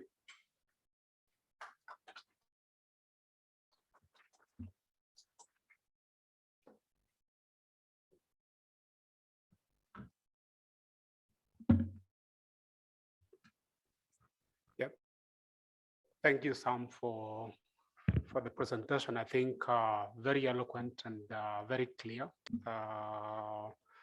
So I'm just going to offer some thoughts around the paper and based on some of the insights that have come out of the presentation. And I'll start from a very general point of view by saying that this is a very important study. And I must commend you for doing the study, because when you talk about SMEs, they remain very relevant and they are very critical, and that's a fact that you've made in the paper, emphasizing about how much they contribute to GDP, how much they contribute to employment, and therefore the broader welfare of society. And that is really why this study is not only timely, but also very important in us informing our understanding and how the financial sector can really come into helping them. The second is really the fact that, the study is very clear with regard to what it wants to accomplish, and therefore specifies its objectives clearly. And the novelty about it really is that it goes beyond the usual surveys. You send out a survey and you report how many respondents have said this, how many have said the other. And as I usually say, those really make very good, interesting headlines in the newspapers, but they don't give us a lot of insights. And that's really why this paper, the fact that it has gone beyond simply reporting how many SMEs said this, makes it a very rich source of insight. And therefore, to me, the fact that you went into the rigor of subjecting this through an appropriate model is not simply a case of showcasing elegance. It's really a case of addressing the challenges that may arise as a result of simply taking survey findings and running the town with them. So that's really the thing that I find interesting with this paper.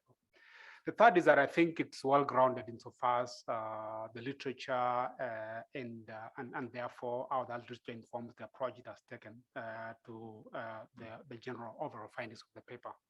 And that way, therefore, means that if you believe that it's well grounded in literature and therefore the methodology is well founded, then the findings will actually be making sense and therefore could be used as a reliable gauge for purposes of formulating either products or interventions that are really going to support SMEs at a broader level, because SMEs have challenges that go well beyond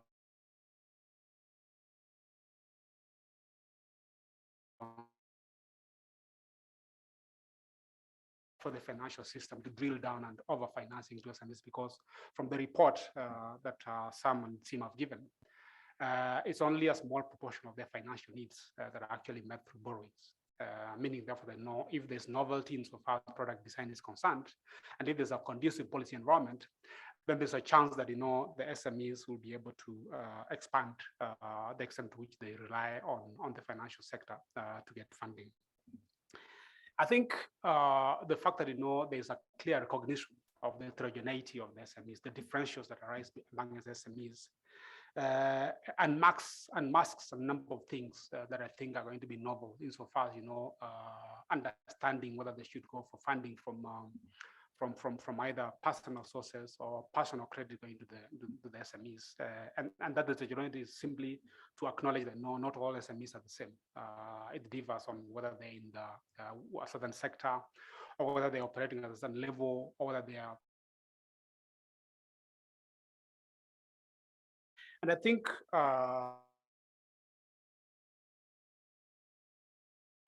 having said that, that could actually make this study even richer.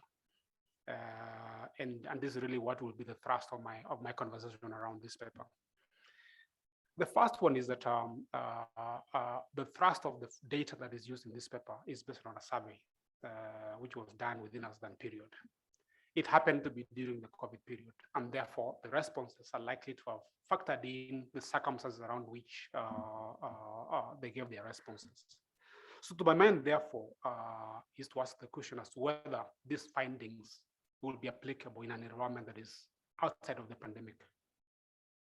Will these findings be generally applicable, considering that they were taken based on a survey that was taken at a particular point in time? How can you generalize this over the board? And that may entail probably a much more sophisticated assessment of what you can call a counterfactual, as what could have happened before the pandemic, or a follow-up survey to make sure that you get what the feel is when things have normalized. The only challenge with that is that you're unlikely to find the same respondents coming to respond to the survey. So you do a counterfactual or you do a post-survey assessment, and you find that it's different respondents that are coming through. And therefore, the interpretation of these results therefore will mean that you look at them as the likelihood of the behavior of SMEs during a pandemic period. I think that is one of my substantive comments I'm going to make about this paper. The second is the fact that the paper really and justifiably so takes a three-step process using those three binaries, whether you're borrowing or not, whether you're borrowing from a bank or not, and whether you're borrowing as a business or as an individual. And this is really justifiable because then that speaks to the broad objectives of the paper.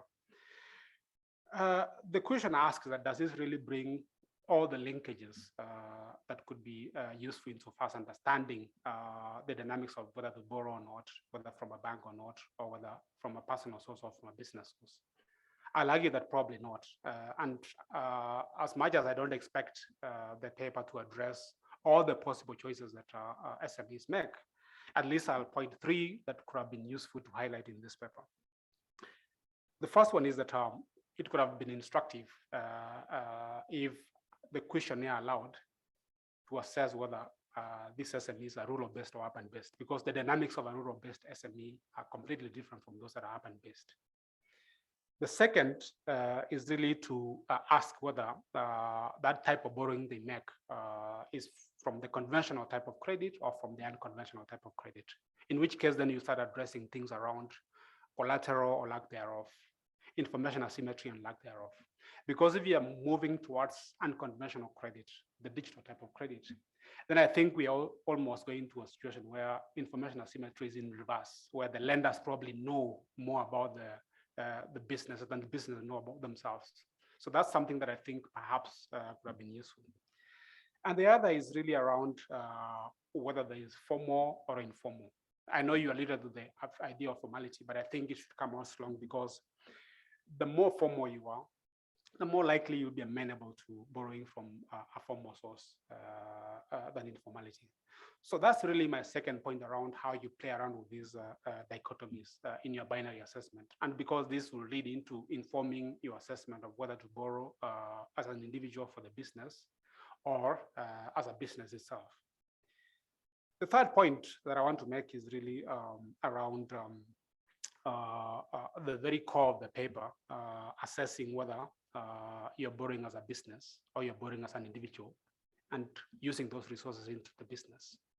I think in there's an embedded assumption that the flow of the borrowings is essentially from household to businesses.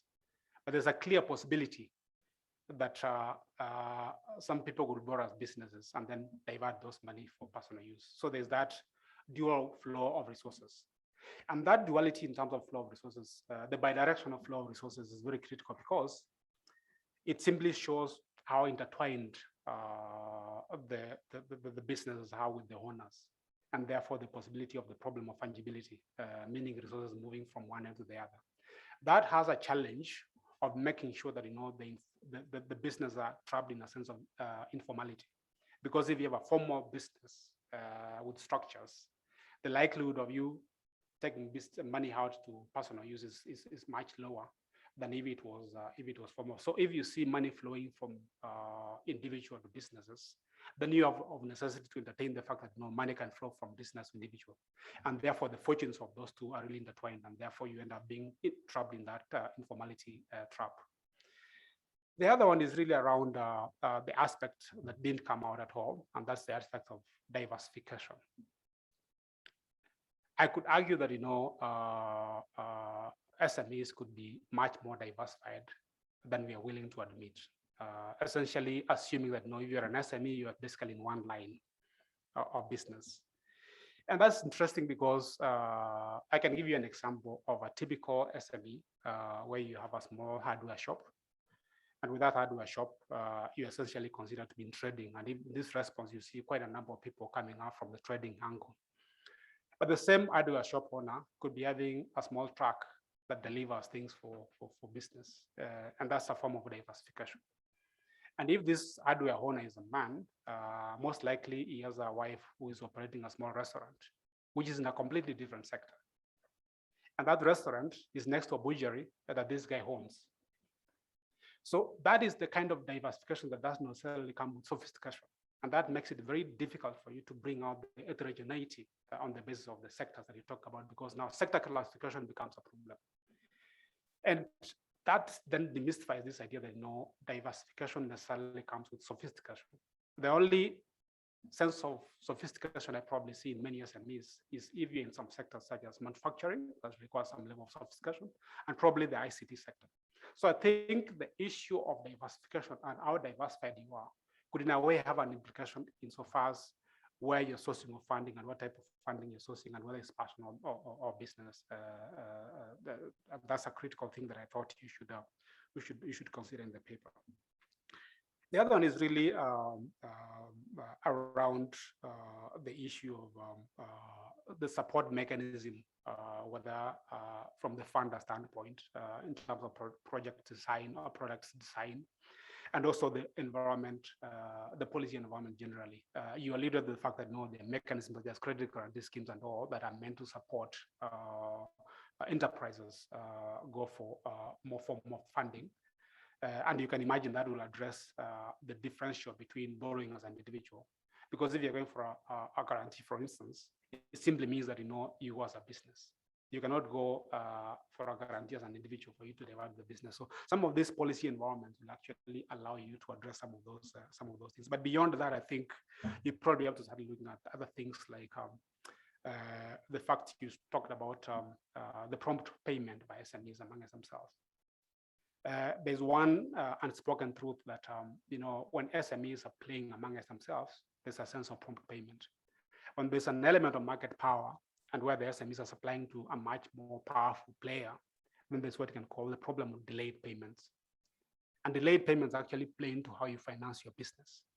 So some of those dynamics actually, especially the asymmetry insofar as the prompt payment is concerned, depending on the size of the parties, is really going to be very critical in terms of providing more insights into the choice between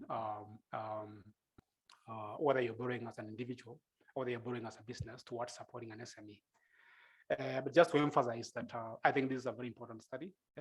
And with these additional comments, I think it will be strengthened and will be very insightful and much more informative than the usual surveys that are run around and get a lot of prominence that they probably don't deserve. Thank you very much.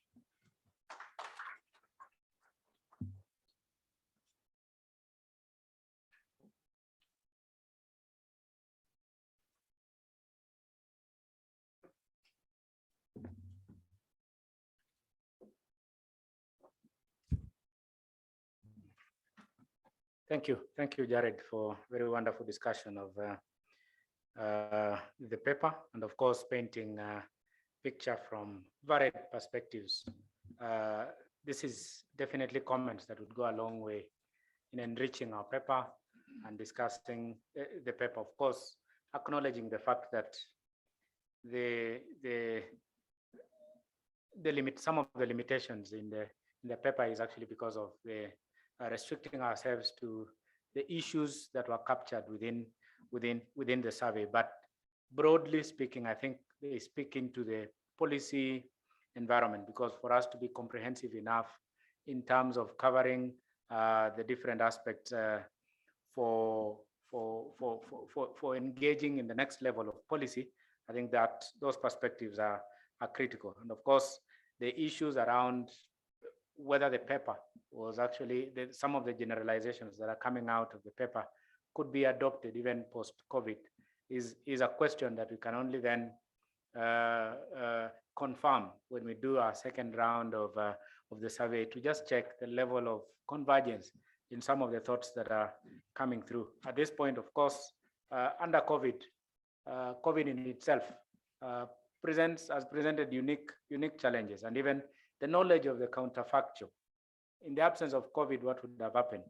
In the absence of COVID, would the SMEs give the same set of comments? But I think we ride on the fact that now that these were under the INUCA program, so these are people we've had engagements with over and above over time through the KBA INUCA program, they're more or less not like the typical MSME, in as much as the typical SME would actually have been very important also in participating in the survey.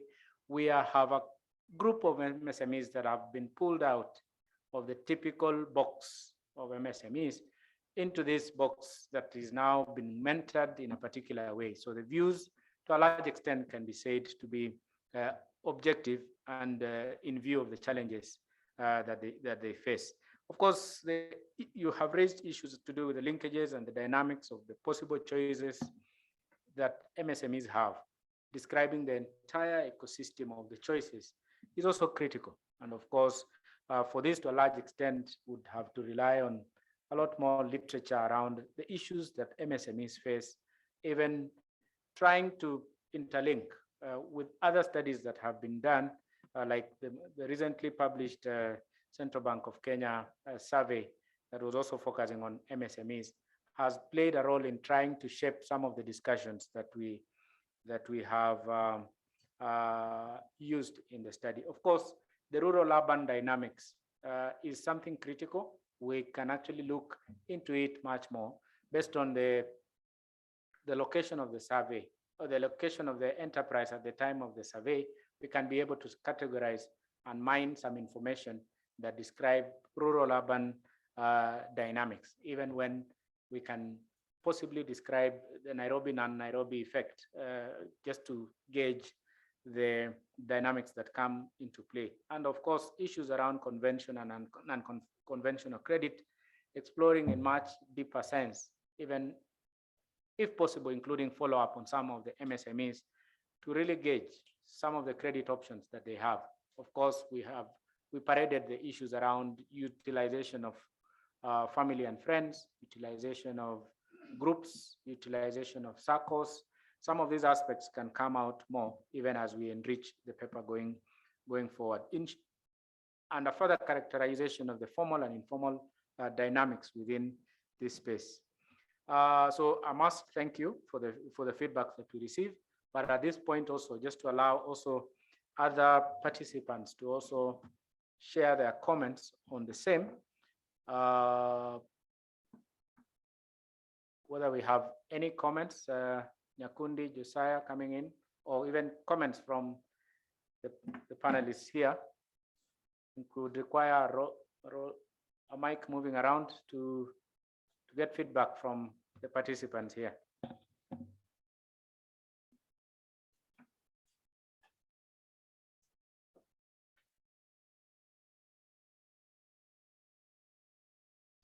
There's a hand by,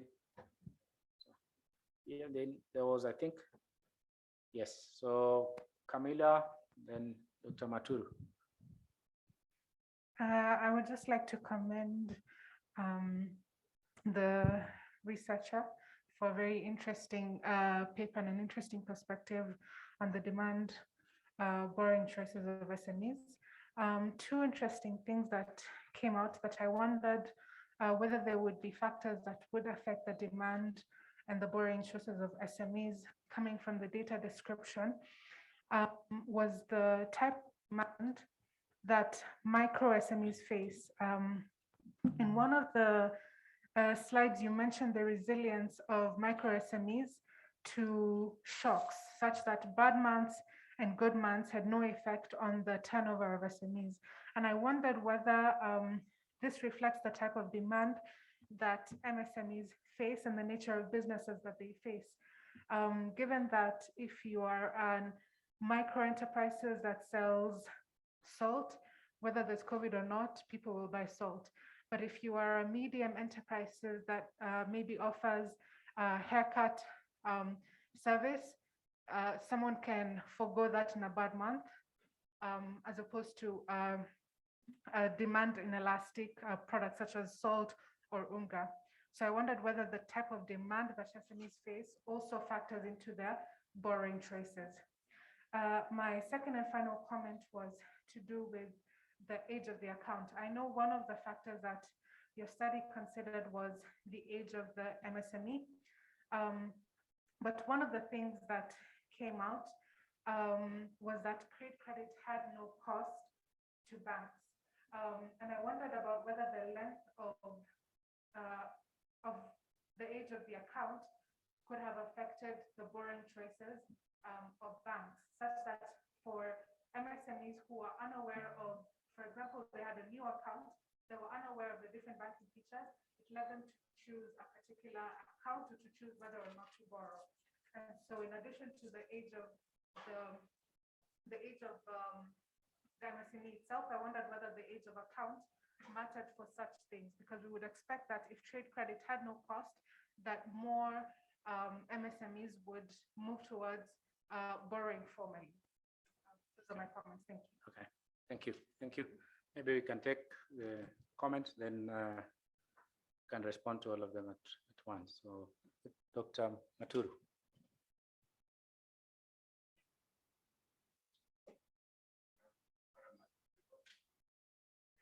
Thank you so much.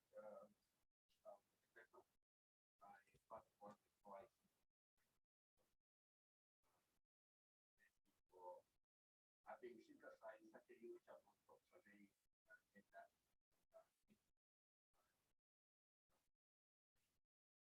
for us. Now, from your stepwise analysis, I got to understand that when it comes to the choice between using a personal account or a business account to borrow, that appears to be revealing the risk appetite of the business owner, right? This is the impression I got. I don't know if I got you right. Okay. And if that be the case, then I missed the ring. When you said that you can say that the business owner is relatively more risky in borrowing than the other way around. I mean, would you consider that if a business person used a business account to borrow, that business person is relatively more riskier than one who uses a personal account? So I think that's what I didn't quite get. Okay. How does it reveal the business, the business owner's risk appetite, and why would you account for that kind of? Okay. Yeah, I think I'll, unless there is any other comment, maybe I can read out the question from one of our participants. Is actually saying that did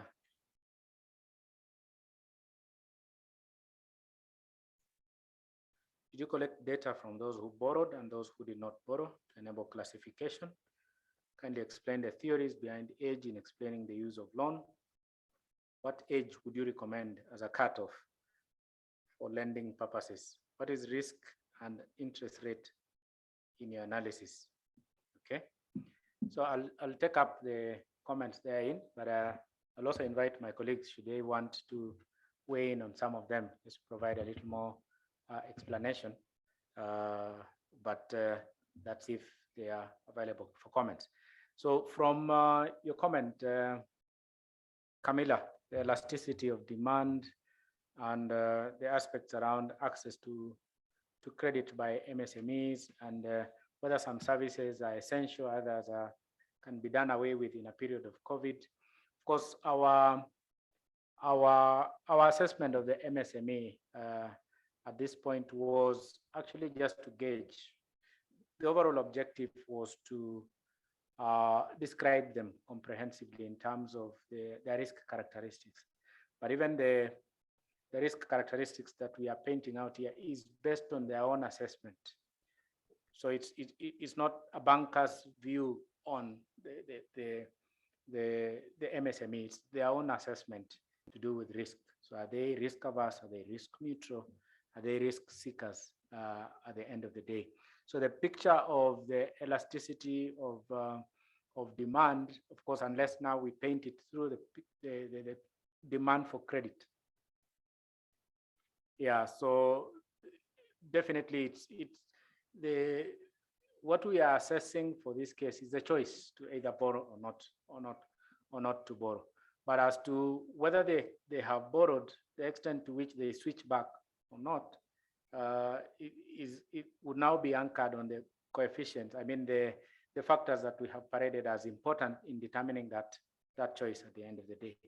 So that's the picture that we painted. So in terms of the age of enterprise and whether the age of the account, what we captured in the survey is really the age of the enterprise and not how long they have been having the account and whether they have the account or not. So it would be a tick on the business account, whether they have it or not. So it's just a binary choice. And the utilization then, have you used to get a loan? And if you did you use a personal loan or a personal account, or you used a business account at the end of the day? So it didn't capture the age of how long they've been operating the account, but I think it's an important perspective that we maybe in our next wave of survey, we can also capture the extent to which they've actually been having the account with them is an important feature that can be picked. Then your comment on stepwise analysis that we adopted and the riskiness, how that weighs in. Of course, we don't see it being a significant factor because I think when I paraded the descriptive statistics, we could see that a majority of them were actually risk neutral. So the weight of risk, no wonder, is not emerging as significant in influencing their choice. Because now again, since this risk is their own determination, it would matter in the face of a bank if it is the bank's assessment of risk. But this is their own assessment of risk, which then to a large extent, it would be interesting to see an SME saying I'm risky, but still I can't go to the bank because I'm risky. Of course, everyone weighs themselves favorably, assesses themselves favorably in terms of their risk categorization. And the question would then be, are there those that have this moral hazard of going to a bank with the intention to default? That's a different issue altogether. And that's now would be placed under the space where we are assessing risk on the basis of MSME characterization of risk. So the questions that have come through from our online participants is about the collection of data, whether we interviewed both those that borrowed and those that did not borrow. Of course, ours was a random sample. So amongst the random sample, there are those that have actually borrowed previously and those that have not. So it's important that, yes, we surveyed all, those that borrowed and those that did not borrow. And it kindly explained the theories behind age.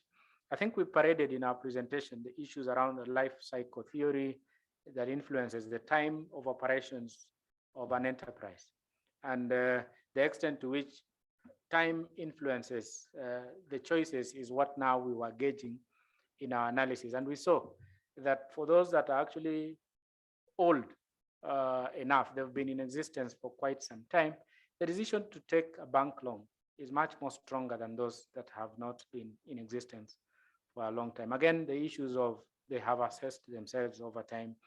They have explored opportunities through their operations on what can actually be tapped for purposes of accessing a bank loan. And they can demonstrate their ability to repay, and therefore they have the confidence to face a bank. What age would you recommend as a cutoff age for lending purposes? I don't think we would not recommend any age. I think the assessment of risk at any given bank varies from one bank to another. It's not that we are saying that age, an SME would walk to a bank and say, I've been in existence for 20 years and therefore I deserve a loan. Not necessarily, because what we are seeing are this, when we do a regression, is the tendencies at the end of the day, propensities, the idea that those that have been in existence appear to be more confident to face a bank for purposes of credit. So we cannot recommend a particular cutoff age for purposes of lending purposes, but definitely with age, there is a demonstration of ability to pay over time, which is actually reflects at the end of the day on the credit profile of any borrower before a bank. I guess unless there is any burning comment before we progress to the next paper, but in the interest of time, it's 11:30 now, and I would want to invite our next presenter to the next paper on trade-offs, liquidity trade-offs, liquidity profitability trade-offs. So you're welcome, Jared. This is a paper done by Jared and Josiah. So looks like both of them actually want to present.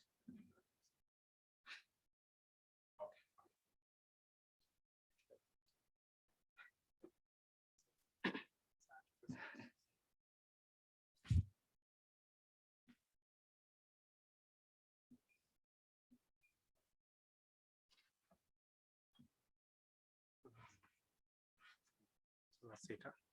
Okay. So thank you, Sam. I was actually glad that you're going to offer Josiah to present on our behalf, because I've just been here and I don't want to be, there's monotony in one person speaking for a while. So, but my fund was cut short when so Josiah said that he has delegated to me, so I'm happy to present on his behalf. So this, as Samuel said, is a paper that we jointly authored with Kiplangat, and we are basically trying to assess whether in the adjustment in any given shock, there is that tendency of liquidity profitability trade-offs amongst market players. And in doing so, we should be able to highlight how the market is not only able to remain stable and afloat, but how it's likely to emerge post the shock. And that will differ depending on what kind of shock that you're talking about. I know the shock that is in everybody's mind right now is COVID, but the market is usually subjected to a number of shocks that are not necessarily a pandemic type. And I'll start here. I don't know whether anybody has had an economist called Steve Smith. Has anybody heard of an economist called Steve Smith? I hope not, because Steve Smith is not an economist. Steve Smith is a poet, a British poet, who authored a very interesting poem in 1957 called not waving, but the drowning. And just like any great idea inspired by very small observations, you know the Isaac Newton story. I believe you do. A guy sitting under an apple tree, and the rest you know. Or just like the Archimedes principle, you know, a guy in a bathtub, and you see things happening. In a way, this poem is very instructive in the sense that in this season where banks are reporting profit, the media is saying that, you know, regardless of COVID, we are seeing billions being paraded. The undercurrents actually may not give that impression. So when you see this, you may not know whether a certain institution is waving or it's drowning. And I think that's the thesis that we want to espouse in this paper. And the concluding picture will probably give you a different story than what you see in the popular sense. So I'll do so by highlighting the study questions, giving a bit of context on why we think that is an important subject to discuss, especially now under the COVID environment. And then I'll not spending a lot of time ground it on some literature, and then from there go into the empirical design and then conclude. So we are basically looking at two questions. One is really to address the issue as to whether any episodes of market shock necessarily trigger that choice between liquidity and profitability. And if indeed that's the case, do we anticipate that the recovery will necessarily follow the path of liquidity giving way to less liquid assets being taken by the financial system, the banking system, and therefore leading into the normalization of the usual positive finance growth nexus. And then, of course, that will give us a flavor as to how we should anticipate both the banking system to react to a shock, and how that shock reverberates through the system, and how the post-recovery picture look like. And we consider this to be key questions because any adjustments that is meant to ensure that this market stability is very critical, because stability then will be a platform for that finance growth nexus to be reclaimed during a calm environment. But, and I think this is something that I need to say, it all depends on what kind of shock we are talking about. There are some shocks that actually emanate from the financial sector itself, like the global financial crisis, in which case you expect that trade-off to be different from a shock that is emanating outside of the financial system, in which case now the financial sector is responding to something that is exogenous. And I think the difference is stark because when you have a vicious cycle running from the financial sector to the economy, to the sovereign, and then back to the financial sector, the effect and the responses are different from those where it's the real economy that is affected, and it filters to the financial sector and then back to the real economy. So that difference is really important, because if it's the delicate financial system that is really the epicenter of the shock, then the response could be well beyond simply adjusting liquidity for profitability. It may require some policy interventions, including liquidity injection from non-financial sector parties. And then, of course, there is that recognition that, you know, it's not merely a self-preservation kind of adjustment. And that's because, you know, when you talk about liquidity management for banks, there are two dimensions to it. There's the internal liquidity management, really, and then there's what you call liquidity management on behalf of the other external parties, your borrowers, your business that you're supporting. And because if you don't manage the liquidity of those that you're supporting by making it available as appropriate, then it means that no, your liquidity position actually be compromised, and you start seeing liquidity morphing into being a solvency issue, and then you'll have a blown out financial crisis. So this need not necessarily be looked at as a self-preserving exercise, but one that entails complexities of liquidity management, both internal and external, in a manner that characterizes what we envisage as trade-offs. Now, some context here. If you look at the charts, I don't know that they are clear. You could actually see that from the period 2003 to 2020, we've had episodes of liquidity moving up and liquidity moving down. And that can be really picked from how the loan to deposit ratios evolve. When you see the loan deposit ratios coming down, that simply tells you therefore that no, there's probably more abundant liquidity in the market. And when it's going up, it simply means that the intermediation process is firing on all gears, and therefore, there is what you can call optimal utilization of liquidity in a manner that makes banks more profitable. And that tends to reveal itself in how profitability also behaves, where, when there's more liquidity, there's a likelihood of profitability being lower. And if you zoom, for instance, to the picture around what happened in 2020, you'll actually see that very clearly. Whichever measure of profitability you take, that tends to have that inverse relationship with liquidity. So essentially, we are starting to motivate the hypothesis that actually there's a trade-off right there. And I think this trade-off is easy to see in an environment where there are no what you can call financially repressive characteristics of the market. If you take a market like Nigeria, for instance, for those who are keen in that market, there are quite a number of policy distortions that actually make this picture less clear. Because in Nigeria, the central bank has given a target of the loan to deposit ratio below which you can actually get punitive measures. So that being a financially repressive regime, this picture may not be as clear as it is in our kind of context. So I think as you're looking at these kind of trade-offs or potential trade-offs, then you have to look at what kind of other things underlying there. And you find that, again, the same market of Nigeria, if you can use it as an example, because many people like to use the Nigerian example, the cash reserve ratio is substantially high. It's actually well over 20%. So you can imagine now a financial system that is boxed from both angles. You're given a target on your loan to deposit ratios, and then you have a very high cash reserve requirement. That changes the dynamics in terms of how this plays out insofar as that trade-off that I'm alluding to is concerned.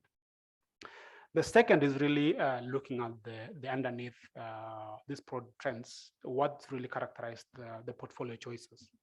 And I think you can argue that prior to COVID-19, the fiscal policy stance substantially influenced the portfolio choices insofar as,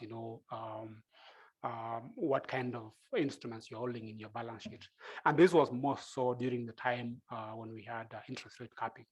And I think the number of studies that was spearheaded by KBA that actually confirmed that there was an element of crowding out effect, which essentially had an implication on growth, and therefore playing into what kind of assets you're holding that are either liquid or near liquid. And you can see that from the evidence that, you see loans and advances actually dwindling over time, while at the same time, you're seeing the holding of government securities, which are near liquid instruments actually growing over time. But that's not homogeneous across our banks.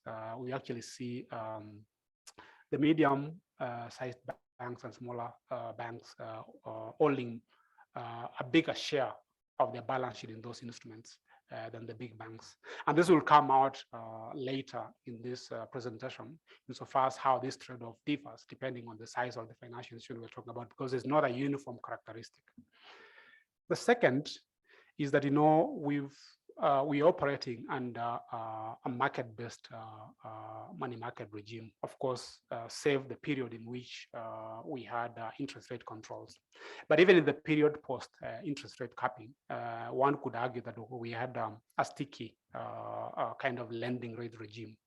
That has implications insofar as portfolio choice is concerned, because if you have a sticky lending rate regime on the back of a market that is perceived to be liberalized, well, that simply means that, you are in a way entrenching crowding out effect, because a typical bank that is assumed to be rational, I know we are cautioned about assuming rationality in the morning, but assuming that you're rational, if the differential between your lending rates and government security rates in real terms is narrowing because the lending rates are sticky, and your quality of asset is increasing over time, deteriorating over time, sorry, you obviously want to put your assets in government securities. And we see that, and that is why, even on the back of opening up the market in terms of pricing, you essentially see that sticky interest rate regime making financial market players, particularly banks, behave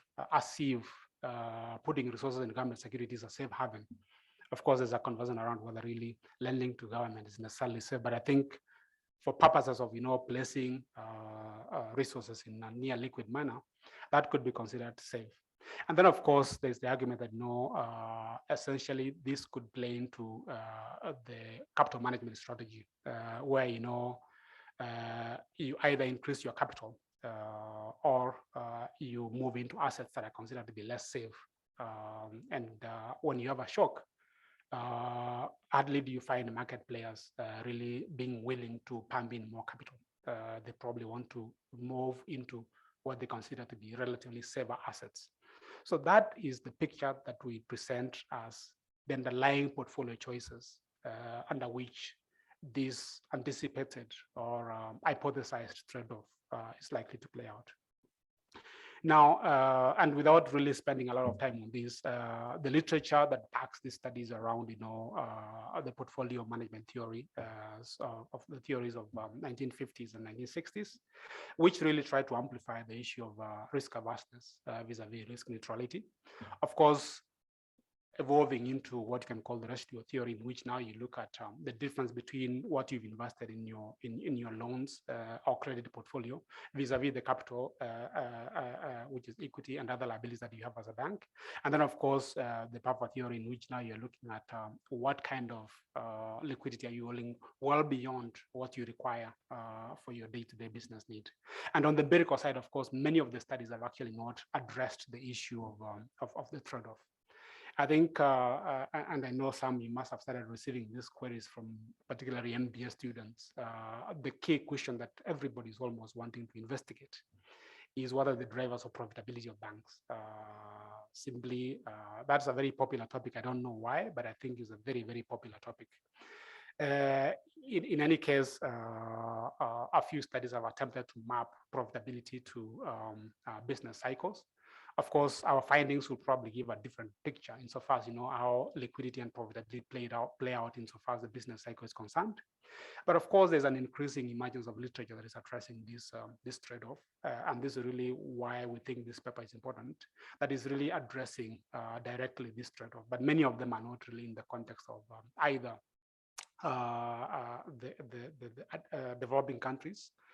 They're mainly in emerging markets. And therefore, we think that this study will be an important contribution to that effect, because it addresses the uniqueness of the Kenyan market, as I've illustrated, and therefore seeing how that will support our understanding of those trade-offs and what it means from a recovery standpoint. Now, in terms of the data, I think we looked at the various measures of liquidity and also various measures of return on assets. I mean profitability, where we're talking about return on assets and return on equity. Of course, there's a very strong association between return on assets and return on equity. So picking either of them will give you the same results. But I think we picked, for purpose of analysis, return on assets.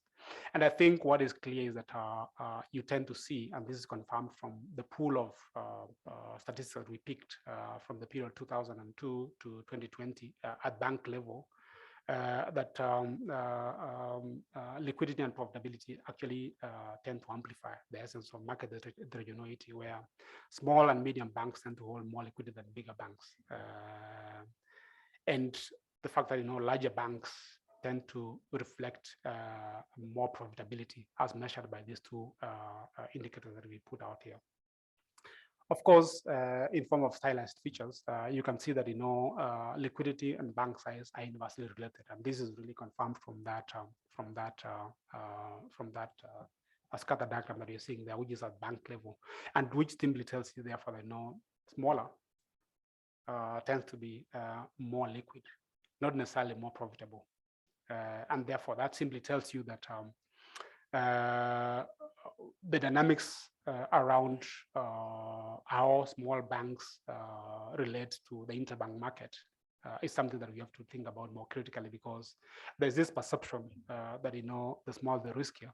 And Habil has a favorite phrase saying that it's not necessarily small being bad and big necessarily being good, but when you see liquidity moving from one end to the other, is basically maybe flight to size. So not the animal farm, 2 legs bad, 4 legs good, but small perceived riskier, big perceived saver. But the issue is really size differential, and that's why it's playing out like this. The second is that liquidity is possibly correlated to the capital ratios, meaning therefore that sometimes when you have a high level of capital, the probability of distress is considered to be relatively lower. And therefore, that what they call the skin in the game, the marginal effect in terms of skin in the game type of incentives reveal itself there. And therefore, there's less need for you to have a huge capital buffer. So that's really what this picture tells you. And then when it comes to the relations between liquidity and cost of funding, here we actually get a mixed message. And this is something that I think probably needs further explanation as to why, sometimes you find whichever measure of liquidity you take and cost of funding, sometimes you see cost of funding and holding of government securities moving in a different direction as cost of funding, and the extent to which banks are placing resources in other banks or in the central bank. So that mixed feeling, mixed picture is something that probably we invite other researchers to explore into more. But I think the interesting one is really the inverse relationship, and this confirms what we've generally observed earlier between liquidity and profitability. So from this simple stylized pictorial assessment, you could actually start seeing a picture emerging of potential trade-off. But I think you don't have to believe this picture unless you do a bit of more rigorous empirical assessment. And we do that in this paper by simply estimating this function here, where we have liquidity, whichever measure of liquidity you take, as a dependent variable, and profitability as one of the dependent variables, with controls around market size and other bank-specific characteristics, as well as other macro dynamics. Because by understanding how macro dynamics come into this space, then you'll probably be seeing why I think the post-recovery entrenches itself more on what's happening outside of the banking system than what the internal dynamics are. And that's why I think looking at annual bank level data between 2002 and 2020, and using a fixed effect model, of course, with appropriate testing to make a choice between a fixed effect model and a random effect model, we settled a fixed effect model. We actually find empirically that liquidity and profitability are inversely related, and statistically so. So essentially, that trade-off is empirically proven. And then, of course, with an understanding that the banks lean towards liquidity, and that is some way occasioned by the broader market and macro shocks, and that makes them less profitable when they are responding by holding more liquidity. And then, of course, the second is that the bank characteristics have a huge influence on the liquidity position. Of course, you may not need to look at one parameter, for instance, the bank size. And in this case, actually, we don't find the bank size to be statistically significant. But there are other factors there that actually reflect the bank size. For instance, the holding of a loan to assets ratio, which I've already highlighted, differ from bank to bank, or even cost to income ratios and other ratios that actually reflect size. So size of an institution is really an important factor here, insofar as influencing the holding of liquidity is concerned. But I think where we find further interesting insights is where we see liquidity being procyclical to business cycle, though not necessarily in a statistically meaningful way. And the answer to this is that you find that there are instances where the economy is moving up, and not necessarily moving up in a manner that is aligned to how the business community is moving up. For instance, if policies assume to be counter-cyclical, you might find that the growth drivers are actually macro interventions and not necessarily the thriving of the businesses. And some of those macro interventions could entail allowing opportunity for banks to be profitable by, for instance, investing in government securities. So when you see a weak but procyclical link between liquidity and business cycle, that is something that I think you probably need to have in mind. But I think more instructively is that inflation is actually something that informs the holding of liquidity, and inflation happens to be one of the key determinants. And this is speaking to my early observation that, the comparison of real rates in a differential manner influencing the portfolio choice and therefore the likelihood of being profitable by holding near liquid instruments that can make you move quickly into liquidity, even under circumstances where the economy is not necessarily doing very well. And I think what we need to take out of this is that, if we have to start seeing the post-shock recovery happening in a way that allows liquidity giving way into more illiquid assets being brought on the table, then you have to start looking from a policy plan, point of view, addressing the incentives that make banks move away from illiquid assets. And that will start speaking to why I think flexible interest rate pricing, what the central bank has put in its chart as a risk-based pricing, should actually be operationalized, as opposed to, now that I'm not internal, being negotiated, that, we are negotiating on risk-based pricing. So that is really the macro picture on how this is likely to move out. So in a nutshell, we confirm that indeed there's a trade-off, and that trade-off is size sensitive. But I think we need to address critically the policy incentives that engender crowding out, and that crowding out may actually prolong the period post-shock that we're going to have this liquidity profitability trade-off playing out, and therefore prolong the attainment of what you can call a neat positive finance growth nexus. And I think this being one of the initial studies, I think we need to be a bit more modest about our findings. And I think we go further and say that we probably, as the next level, is trying to look at a sense of thresholds. For instance, which threshold of loan to liquidity, loan to deposit ratio, will you start seeing this kind of trade-off shrinking a bit as a next assessment level? And the other is really, if indeed size is important, is there a size of bank in terms of either balance sheet or whichever size you want to take that will make you move into a situation where now that trade-off again kind of shrinks? And I think if Kiplagat and I will not be able to take that, I'm sure the other researchers will be more than happy to extend this study in that direction.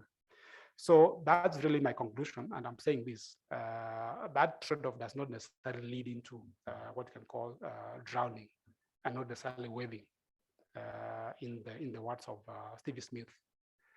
But because there's a shock, which is an equivalent of a turbulence in the sea, this guy who was waving may be thumbing up, but that thumbing up may come at the cost of swallowing a bit of water because of the turbulence. The amount of water that is swallowed is equivalent to how much liquidity you've traded for profitability. So thank you very much.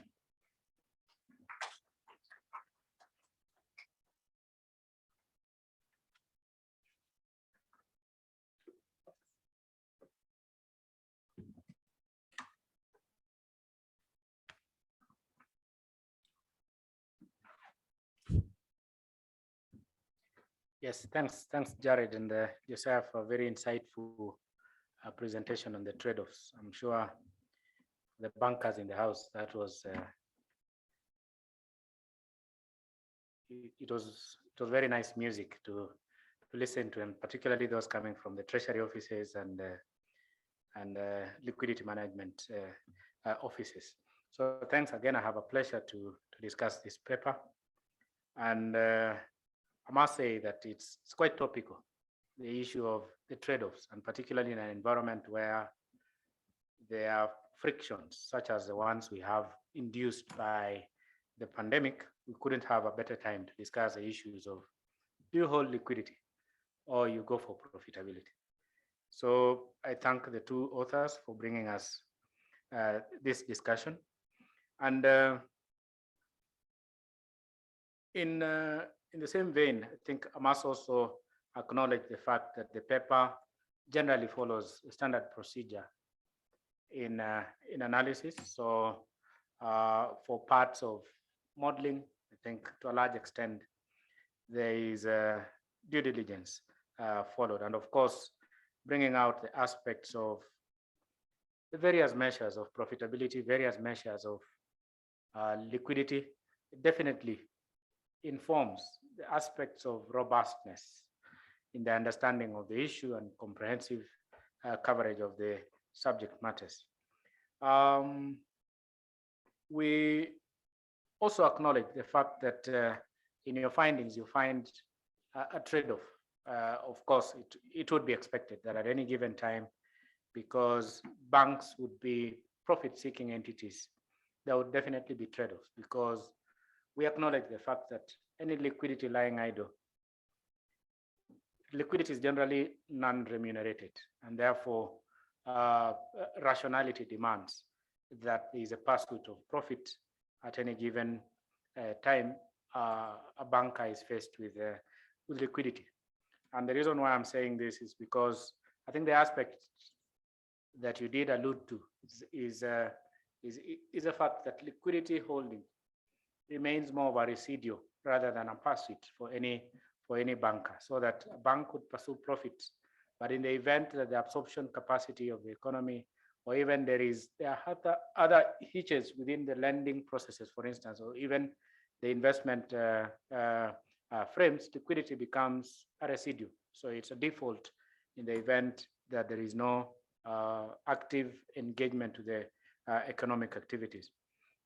So, and even as I discussed the issue of liquidity being a residue, then when we move to that space of discussing liquidity and profitability trade-off, we definitely have to take a step back and understand then the issue of whenever banks are facing or pursuing profitability, there's still that the other eye that is facing on liquidity requirements, because there's a prudential requirement on liquidity, so that at the end of the day, it's not full pursuit of profitability, but then some liquidity thresholds have to be observed.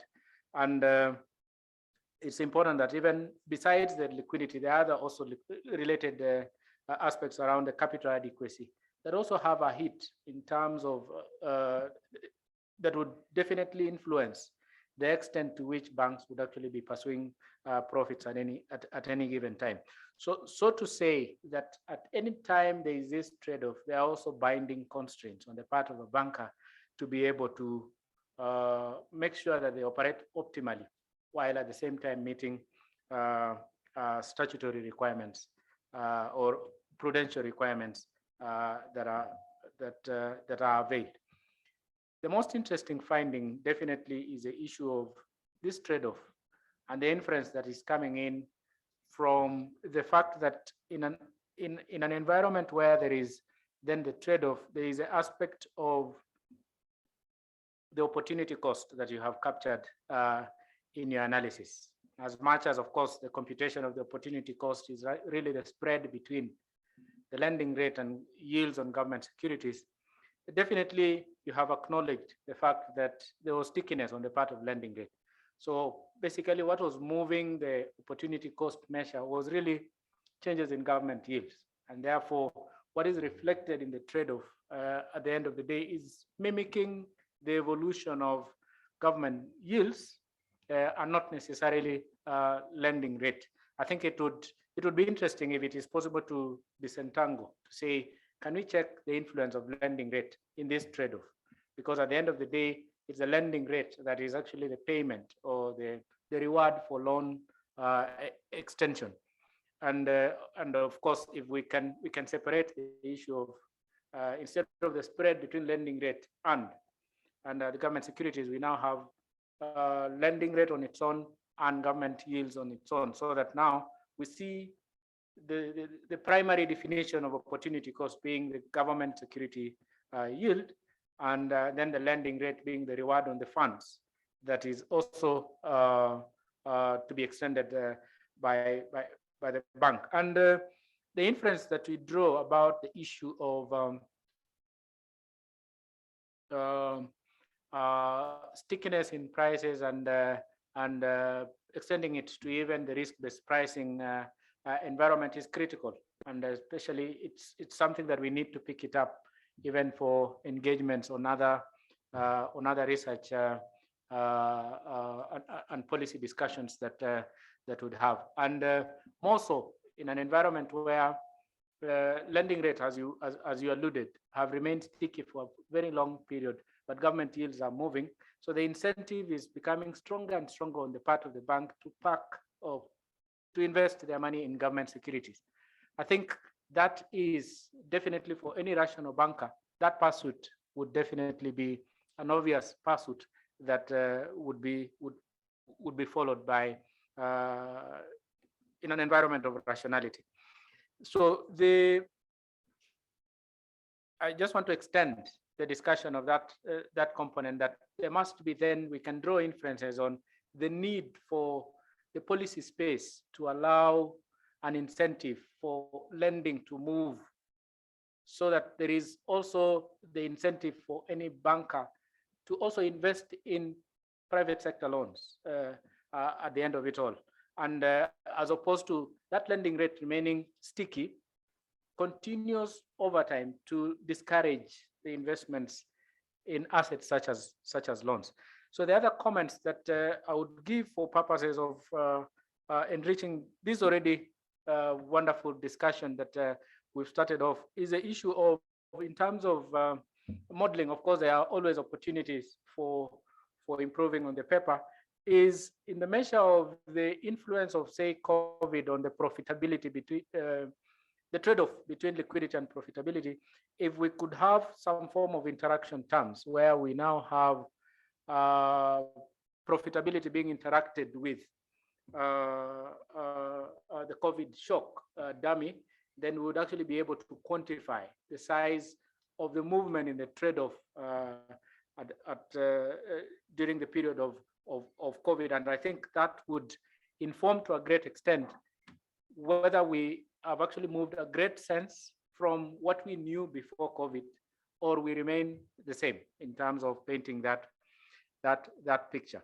Then, of course, the aspects around dynamism, because I take note of the fact that you are employing an annual data in the analysis, and of course, the dynamism in some of the data and the interactions between some of these variables can also be enhanced in a way by pursuing perhaps a dynamic panel regression, just to gauge some of the findings that we are seeing. Are they likely to still pose a puzzle? Like, for instance, the finding about the mixed liquidity and cost of funding, so sensitivity over time. Are we likely to get some benefits from adopting a dynamic model as opposed to a largely static model? Then the other aspect is, I didn't mention about the binding constraint of the liquidity component, which definitely, like, for instance, there is a requirement that liquidity ratio minimum is 20%, but then profitability, of course, can move freely. So in an event where we are putting together an assessment where you're relating one that is bound on the lower end at 20% and one that is not bound, definitely it begs the question of whether it is possible to explore the issue of, can we look at excess liquidity as opposed to the overall liquidity? I think it would be interesting to bring that out, engaging that liquidity. So it would be excess liquidity profitability trade-off in an environment of a shock. Then during the presentation, I think something just came to my mind, is the issue of also in an environment where there's a pandemic. Are we definitely the pandemic, we all say it's unprecedented. It affected all sectors and all economic activities variedly. And therefore also it also affected the absorption capacity of borrowers. So in an event where there is the choice and there is a default to hold liquidity for the case, I guess the banks also are faced with that circumstance where there is the need to lend, but the absorption capacity of businesses has actually gone down because of the depressing effects of the pandemic.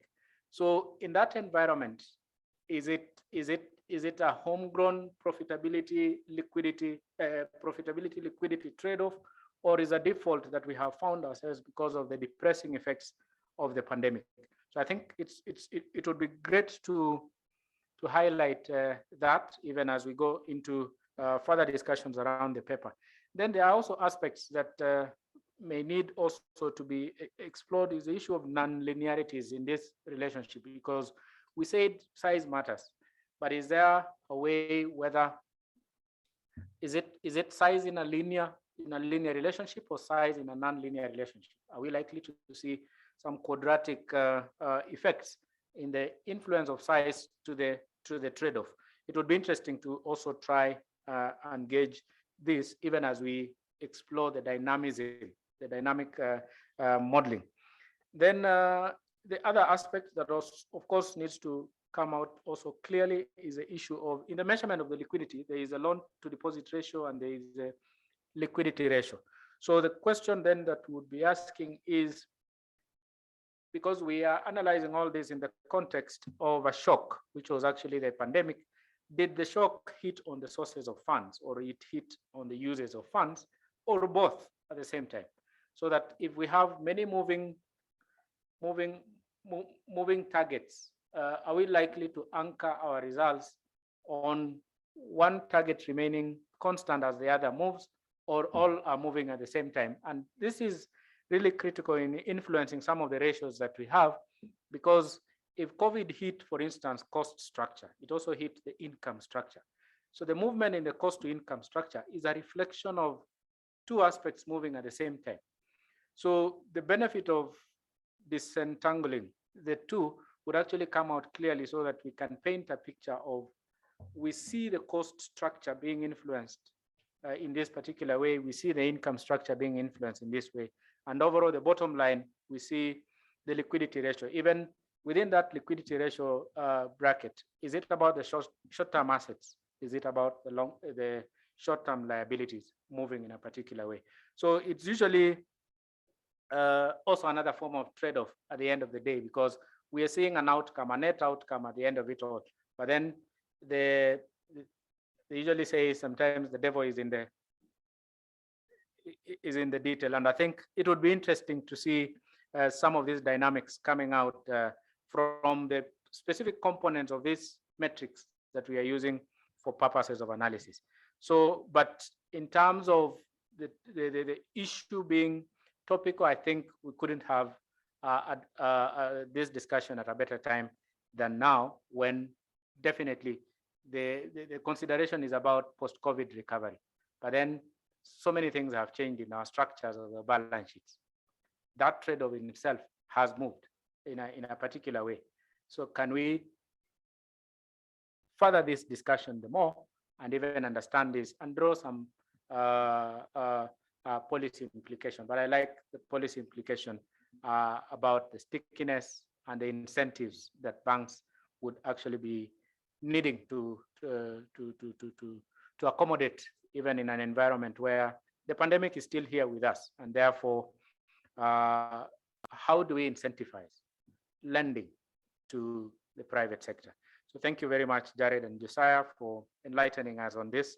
And of course, we look forward to the final paper, which definitely is going to be very enriching. So I welcome comments again from the plenary and from the team joining us virtually. Then I would invite Josiah or Jared to make his remarks. Yes, so there is a hand up by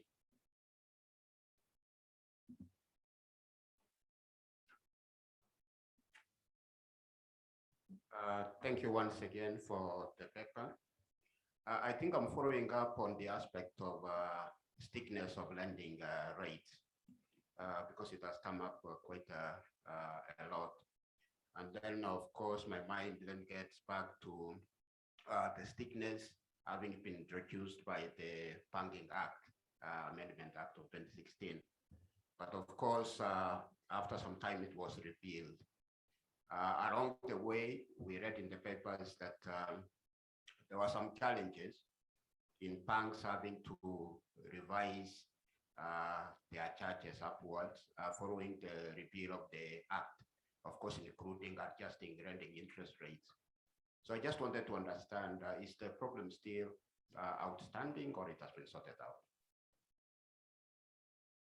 Okay. Comment, Raphael?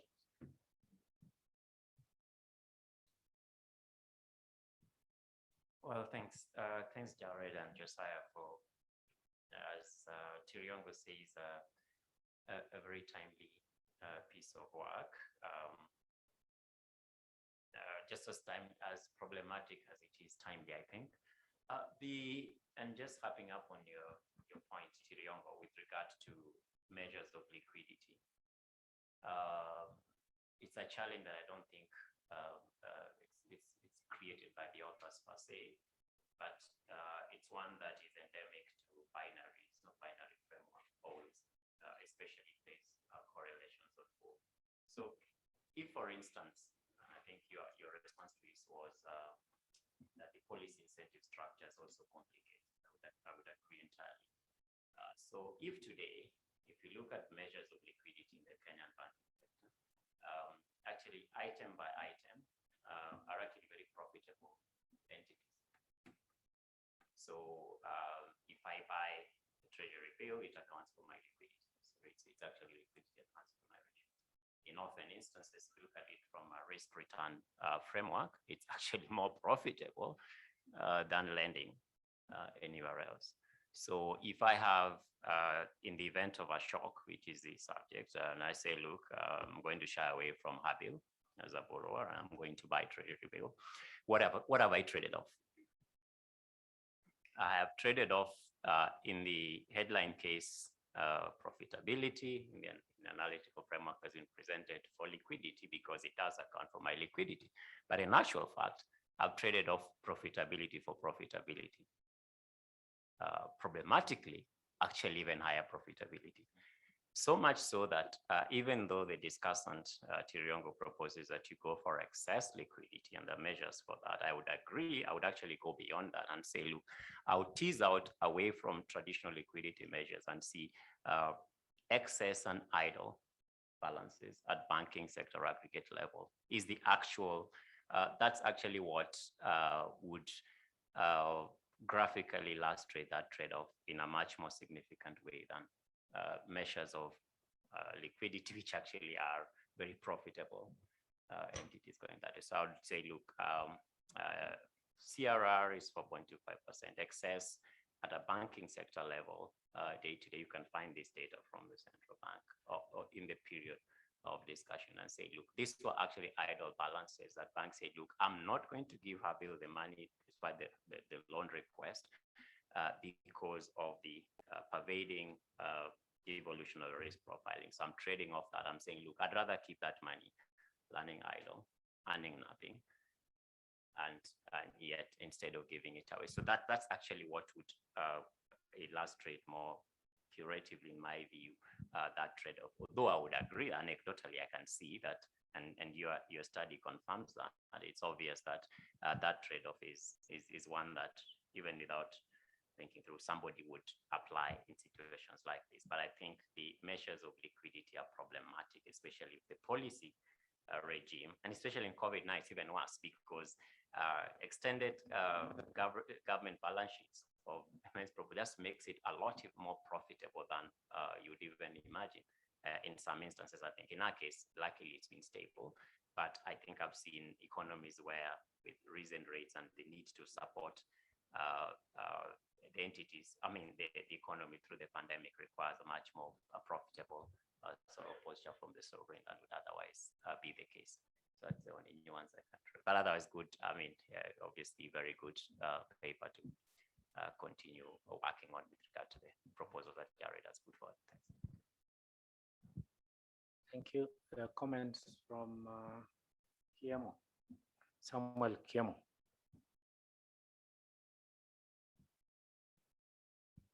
There was also a hand up by Camila.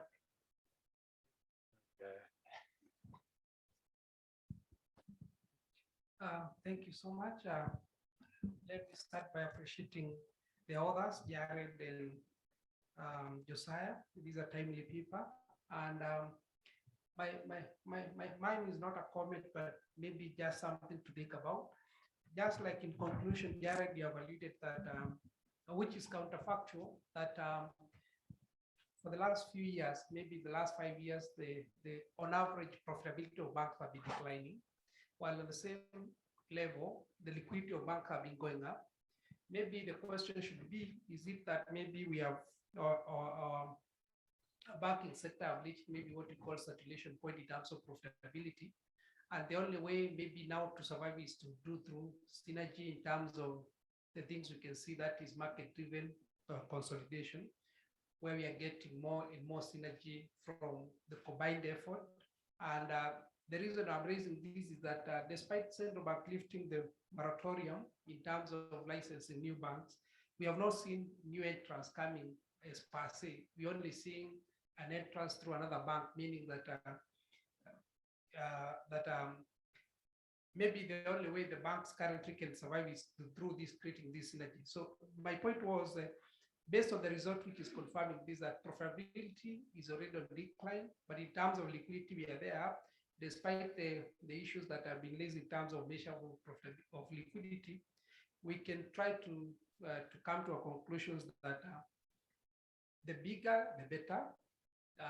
But even the small one does not mean that they are risky, but we need to create more synergy through this consolidation. Thank you.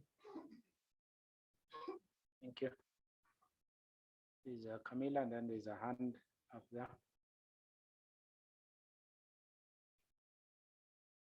So I'd encourage our participants online to continue sending in your comments, then we read them out together. Thank you. I also wanted to start by appreciating the authors for this thought-provoking and very engaging topic. My comments are mainly in terms of looking at the details, sort of as Tiriongo alluded to. Although in the last 5 years, like my colleague mentioned, there has been evidence of that trade-off for a long time.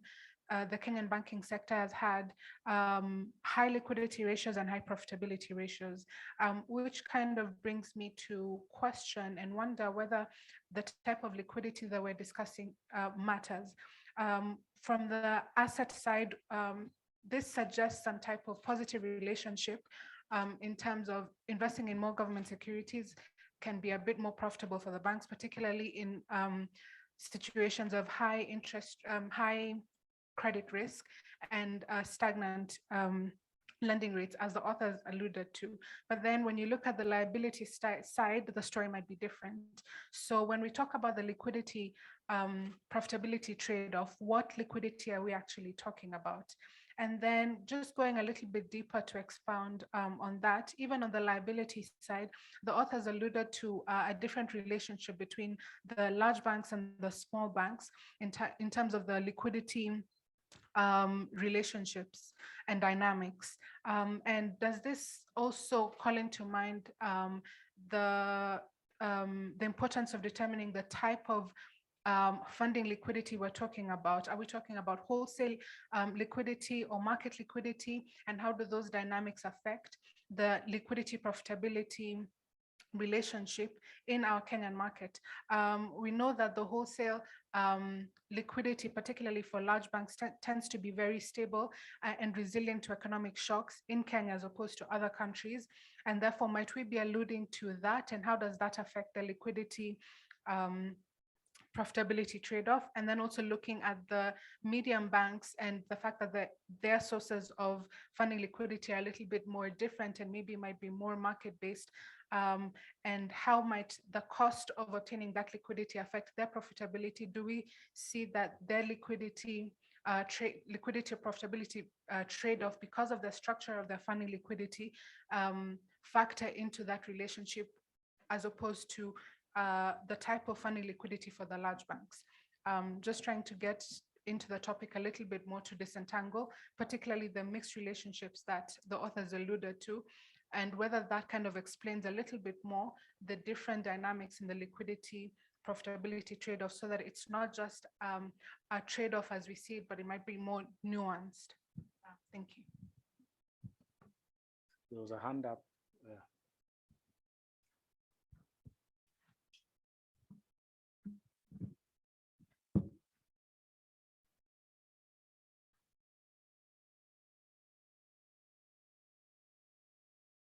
Thank you.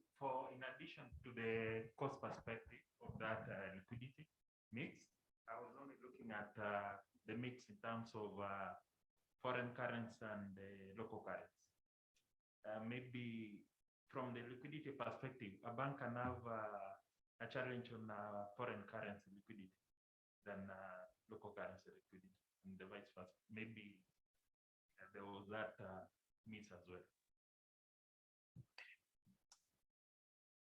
Any other final burning thoughts before we invite the authors to give some feedback? Thank you very much. I think the session was very insightful, and the discussion on liquidity is very timely. So my question was actually related to what he has just asked, that most of the banks we have now in Kenya are doing a lot of cross-border business, and they're operating in multiple countries. And therefore, when we speak liquidity, I think the size of the trade-off, my question is rather, would the size of the trade-off be the same when you compare the foreign currency balance sheet versus the local currency balance sheet? Because I think different players could be facing different liquidity problems there. If you look at the dollar balance sheet versus the KES balance sheet, and overall, is the trade-off emanating from the dollar balance sheet or from the KES balance sheet? Thank you.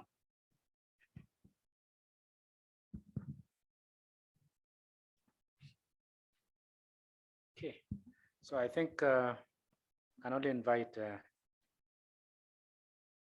Jared to give us feedback on the same.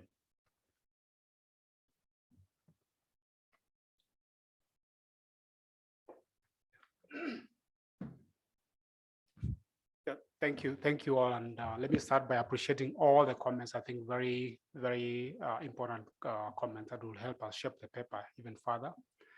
I particularly take on board many of the comments that Samuel gave out regarding the entanglement and dynamism around the modeling aspect of the paper.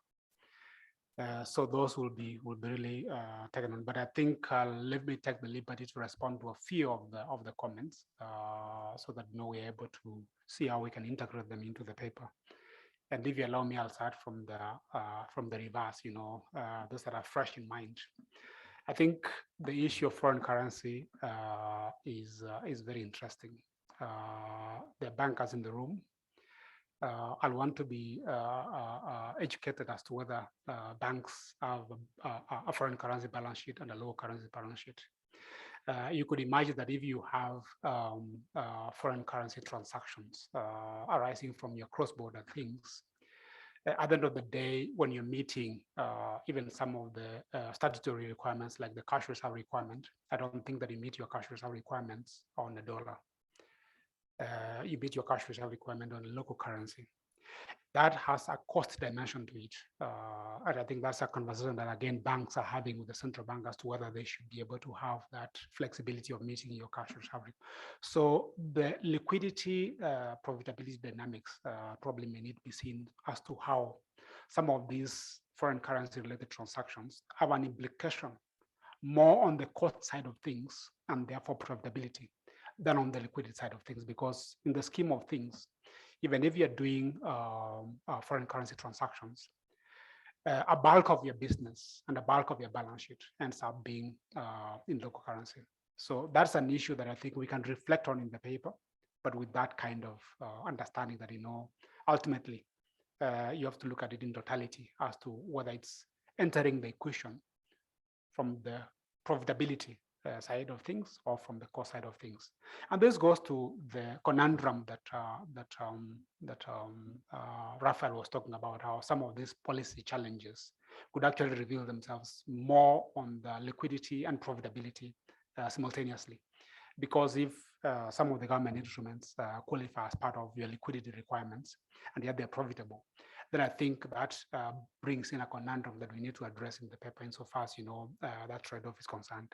So I think I'll take on board the foreign currency, but with that kind of understanding.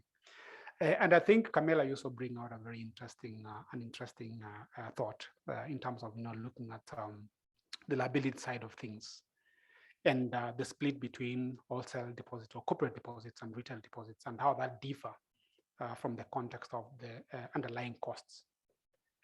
And beyond costs, actually, we can stretch. The problem is data may not necessarily be easily available as to which one of those two are quick to fly and therefore bring in a sense of liquidity challenges, and argue that if certain types of deposits which attract a certain type of costs are easy to move from one bank to the other, then that will actually make some banks take a deliberate strategic decision as to how much liquidity to have in their books, and that builds into that trade-off. Kiemo, I think an interesting angle you bring around saturation. I'll look at saturation not from the context of how many people are getting a license and therefore how many banks we have in totality. I look at it differently in terms of, to what extent is our intermediation equation reached some level of efficiency and therefore optimality. I'll be less sensitive to how many guys have been given licenses. Even those who are coming in, they're probably coming in with a view to seeing how they can grow their book. And for those banks that have experience as operating cross-border, I think it's easier for you to go and get an entry into a market through an existing player. It's much more painful to go through the process of getting a license and building business over a longer period. So interesting angle, but I think one that may need to have a deeper reflection on how it relates into the paper. Of course, you bring out the issue of some synergies and all that. The synergies will come depending on where you lie in the market in terms of your size, and therefore what kind of partnerships you're going to make, and that therefore speaks to the extent to which you've diversified your business and therefore your revenue streams in a manner that can make you still be profitable, regardless of what position you've taken insofar as your liquidity levels are concerned. So I think that's something that to think about.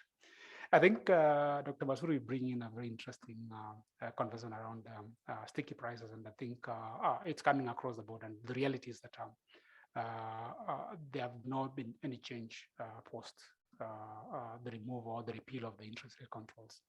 And I think this speaks first of all to the perception, because any movement you make, the market, where the market here means Wanjiko, who will say that now they have started pulling away from where we had tied them. So there's that notion thing. But I think it negates the whole essence of having a flexible pricing regime, which could actually address some of these incentives. Because if Don Push was right that no financial prices are the ones that they overshoot and down and undershoot, and stickiness can only be seen in markets such as labor market. I think where we are seeing is an antithesis of that, where the policy environment has not engendered what's in the books as a fully liberalized market. So yes, liberalization, but problem still persists. And I call it a problem deliberately because if you're seeing, and this is a comment that Thiongo made, if you're seeing the interest rates that you're charging on your loans not moving, but there's a lot of movement on the other market parameters, then that poses a challenge. And this speaks to the point you made around how we look at the opportunity cost. And whether we should look at those two separately as opposed to looking at the lending rates and the treasury bill rates separately, because that connection to me is what brings out the whole issue of incentive, where as the differential is narrowing, then if one is not moving, then you easily want to move into what's going to be profitable and less risky. Other than that, I thought I wanted to invite Josiah so that he's part of this conversation, but I think I can't see him, so that it doesn't appear like it's a monologue between me and the respondents. But since I can't see him, I want to thank everybody for the comments and assure you that we'll incorporate them before the final draft of this paper is done. And this is really the beauty of this, to get some initial feedback, and I thank you for that.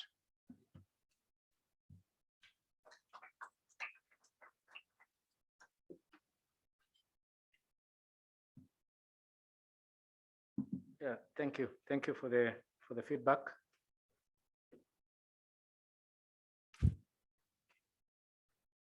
Yeah, I've just gone through some of the comments coming in from our participants online. I think in one way or another, our participants in the plenary have covered the same issues. So we are lucky that we are all thinking together, whether in person or remotely.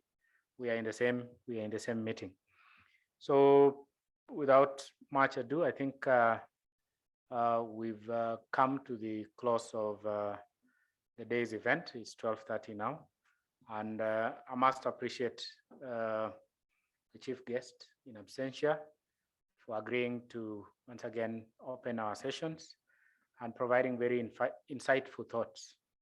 I must also appreciate the chair, the Governing Council of KBA, and indeed our CEO, Habil, for not only providing a very clear picture of the description of the journey through the themes that we have had over time, but also positioning our research amongst our stakeholders for purposes of gaining far and wide comprehensive views concerning subject matters of interest. At this point, also want to thank the researchers and the discussants who have made it possible for this event to actually happen, because without the papers, we wouldn't be here. And even more so, the candid discussions that we have had. Of course, the issues we have discussed have actually elicited a lot of interest. And that's the essence of it. Is a working paper series is about to elicit discourse and debate and discussions on subject matters. So we continue with these engagements because the essence of bringing us together is to network and even continue with the engagements going beyond. And must appreciate and acknowledge the fact that many participants also are already asking for the papers in the form that they exist in. So already there is informing something, and we can only anticipate more come the time when the papers will actually be ready for sharing. So thanks all for joining in and for the candid discussions that we've had. We can only expect more exciting sessions tomorrow and the day after. So the 3 days are days of critical discussions on various subject matters. A lot many other papers are lined up that would be a lot more interesting. So I would encourage us to stay on for the entire 3 days. I also want to appreciate in very specific terms our CEO for finding time from his very busy schedule to actually sit with us through this half day engagement. And you're still welcome to join us for tomorrow and the day after. And of course, he would be again with us definitely to close the conference on Friday. So at this point, even as we close, I want to just highlight to us that lunch is ready for those in person attending the conference. And I think we have vouchers for all of us that would be given to us by our colleague Linda right at the door as we exit. But we are told that we would be guided to the venue, but the venue for the lunch is actually on ground floor. So from there, we would be guided on where we are headed. So thank you very much. And I wish us all very fruitful discussions in the remaining sessions. Asanteni.